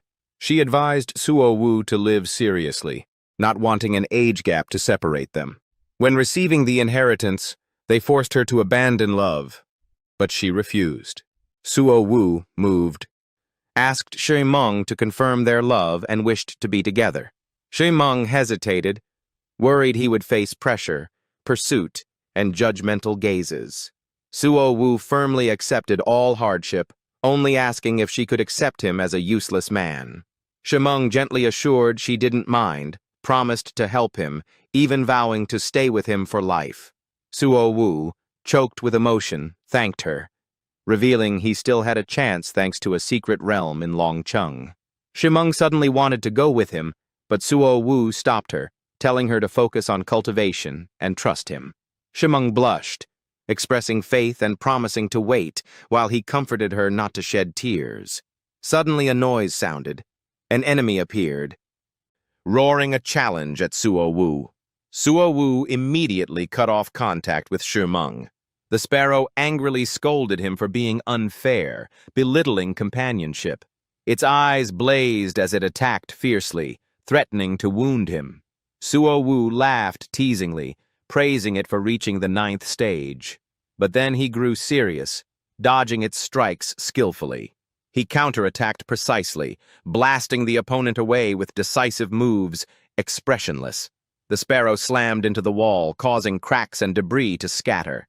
It cried out in fear, shocked that he had reached the 10th stage. Suo Wu felt a bit guilty, apologizing for striking too hard without control. The sparrow retorted, saying he lacked virtue, his power far beyond mortals, surely due to great fortune in a secret realm. Suo Wu grinned slyly, teasing it back, saying it had vanished but now progressed remarkably. The sparrow was startled, denying mundane flirting, claiming only divine birds suited it, then declaring it would join the Xiandong Lake expedition. Suo Wu smiled confidently, saying he would disguise himself with another appearance. The sparrow agreed, gleefully praising the clever plan, also mentioning something about Song Hong. It trembled inwardly, sensing danger arriving sooner than expected. The sparrow hurriedly left, promising to return for the Xiandong Lake journey, leaving Suo Wu confused for not hearing about its cultivation. He rushed to the window to look, puzzled by its haste, worried it might cause chaos in the hospital. Soon after, So Tianxiong rushed in, panting, reporting that he had found the young master. He immediately asked about the bird, surprising Suo Wu since it had just flown away. So Tianxiong scratched his head, admitting the bird only caused minor trouble, beating up some rich heirs but killing none. Hearing that, Suo Wu froze, pale-faced. Tianxiong continued listing crimes, stealing treasures, eating herbs, injuring people, wrecking signs, and being hunted by assassins. Suo Wu grew headache, realizing its cultivation rose from stealing medicines, and it tested him to ensure protection. Gritting his teeth, he understood why it fled, as Tianxiong reassured him that Xiao Yue and the backing force had concealed everything. Suo Wu thanked him, secretly thinking offending great clans was worth it. Tianxiong agreed, recounting how he set up formations to blind the world, faking Suo Wu's recovery so outsiders misunderstood. Suo Wu felt grateful, instructing that tomorrow Song Hong would replace him in going to Xiandong Lake, while Tianxiong kept hiding the truth. So Tian Xiong sternly affirmed he had noticed the young master's progress, praising his qualities and cultivation potential. Suo Wu complimented him, but Tian Xiong humbly said it was only thanks to worldly experience and awareness of recent events. Suo Wu placed a hand on his shoulder as a confidant, encouraging him to expand the So family's power in Longcheng together. He transferred spiritual power, helping Tian Xiong break through from 6th stage to 8th stage, his body glowing brightly. Suo Wu confidently explained that with the Heaven Test ritual, he could absorb more spiritual energy and in the future would shake heaven and earth. Soon after, he left the hospital to thank Xiao Yue, the two walking and talking about how she helped suppress family turmoil. Xiao Yue coldly and bluntly said if he wanted to call her a scheming fox, he should just say it. Suo Wu awkwardly denied, reminding her not to call him young master anymore. Amid romantic cherry blossoms, Xiao Yue said Qingqiu wanted her to return, but she refused and promised only after 3 years. Suo Wu wondered why they didn't question her reasons. She replied they did ask, and she said it was voluntary, then took her leave, only reminding him to be extremely cautious at Xiandong Lake tomorrow. Suo Wu frowned with regret, annoyed that she once knelt to acknowledge him, yet now acted lofty, making him feel beneath her. The scene shifted to a luxurious hotel, filled with luxury cars and nobles gathering for a banquet before the Xiandong Lake expedition. The host solemnly declared the banquet and transport were ready, inviting the great clans to set out. Suo Wu blended into the hall, disguised with a mustache, whispering to the sparrow that many familiar faces appeared. No sooner had he spoken than some recognized the sparrow, furiously demanding their stolen spiritual medicine back. One person warmly greeted Suo Wu, calling him Mr. Song, and he politely replied. At the next table, people whispered mockery, saying he wasn't special, but recalling he once stirred the mortal secret realm. Leng Jun looked at him with hidden intent, confirming he was the one who had gained great fortune, expressing interest.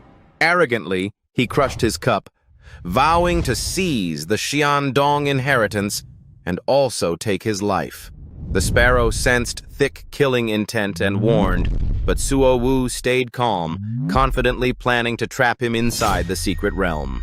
The sparrow reminded him that the opponent might be the strongest he had ever faced, his body containing a treasure everyone coveted. Suo Wu was surprised, pressing to know what exactly it was. The announcer declared departure, wishing everyone fruitful gains. The convoy quickly rolled out on the main road. Soon after, 2 vehicles stopped right at the cave entrance. The disciples poured out, with Leng Jun leading, making Suo Wu quietly admire the aura of the ancient sect. The sparrow whispered that hidden clans were unmatched, but Suo Wu coldly dismissed them as mere insects. The disciples urged each other to hurry in since the ancient sect had already gone ahead, not wanting to be left behind. Suddenly, a group of youths with red, pink, and black hair appeared, led by an arrogant black-haired one who cut off the crowd. He arrogantly declared that to enter the cave, they must pay money or treasures, acting as the gatekeeper. A disciple angrily retorted, reminding him this was a joint action, and Xiandong Lake was discovered by the Leng clan. The black-haired youth sneered, promising to remember their guidance, but his tone dripped with contempt. He emphasized that to proceed, they must pay, justifying with the word equality. His whole group laughed loudly, forcing the disciples to swallow their anger and respond reluctantly. At last, both sides prepared to enter the cave. Suo Wu and the sparrow watched the chaos. The bird wanted to act, but he calmly advised patience, blaming it for being a troublesome tag-along. The sparrow reacted furiously, accusing him of belittling its value, but Suo Wu coldly reminded it of the trouble it had caused. The sparrow was speechless, forcing itself to argue it would prove its worth. On the other side, disciples continued arguing with the black-haired youth, warning him about Leng family's young master Wu Dong. The black-haired one instantly grew enraged, saying he hated most when others threatened him with ancient sect disciples. He struck with a powerful palm, slamming his opponent against the cliff wall. The crowd was shocked, realizing the terrifying strength of a martial artist at the peak of acupoint realm. Suo Wu quietly assessed that this opponent had strength of the second stage meridian realm, enough to block many. At that moment, Fan Jian placed a hand on his shoulder, smiling and asking if he represented the So family in the expedition. He confirmed. Fan Jian chatted amicably, saying risking for treasures was for oneself and not worth selling one's life for others. Suo Wu frowned cautiously, so he introduced himself as Fan Jian and asked his name. He answered with the alias Song Hong. Fan Jian seemed delighted, proposing cooperation in the secret realm since his cultivation was still low, while Suo Wu stayed wary, agreeing to discuss inside. At that time, the black-haired youth's group continued blatantly collecting fees from disciples. Fan Jian lowered his voice, warning that even after paying, they might kill to silence witnesses. He revealed he had a protective artifact and would go first to distract them, telling Suo Wu to wait a minute before following. Suo Wu was surprised, doubting his motives for helping. Fan Jian explained clearly that because he had a grudge against Te Hang, anyone who made him suffer was his friend. Hearing this, Suo Wu nodded in agreement. He added that Te Hang was cunning, having robbed him many times. Now hearing the rival had been crippled, he felt extremely satisfied. He warned Suo Wu to stay alert in the secret realm, as his fame had drawn ancient sect disciples wanting his head.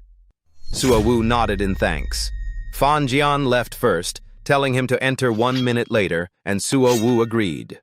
In the cave, Suo Wu stayed calm, intent on killing, while he only wished to gather fortune to resist the two great sects. He glanced around the stone walls, thinking many lives would be lost in this battle. At that time, Fan Jian stood in the cave, peering around and muttering, wondering why 3 minutes had passed with no sign. Surrounded by unconscious peers, he scratched his head in doubt, thinking maybe Suo Wu still did not fully trust him. A red-haired youth carrying a long sword on his shoulder approached and questioned Fan Jian about the lack of mistakes.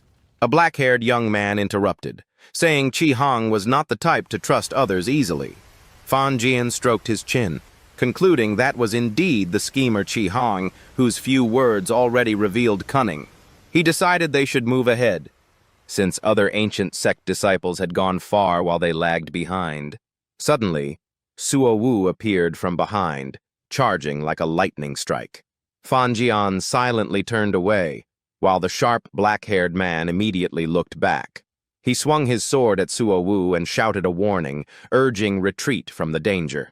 Like a storm sweeping through, Suo Wu felled the whole group, blood splattering everywhere.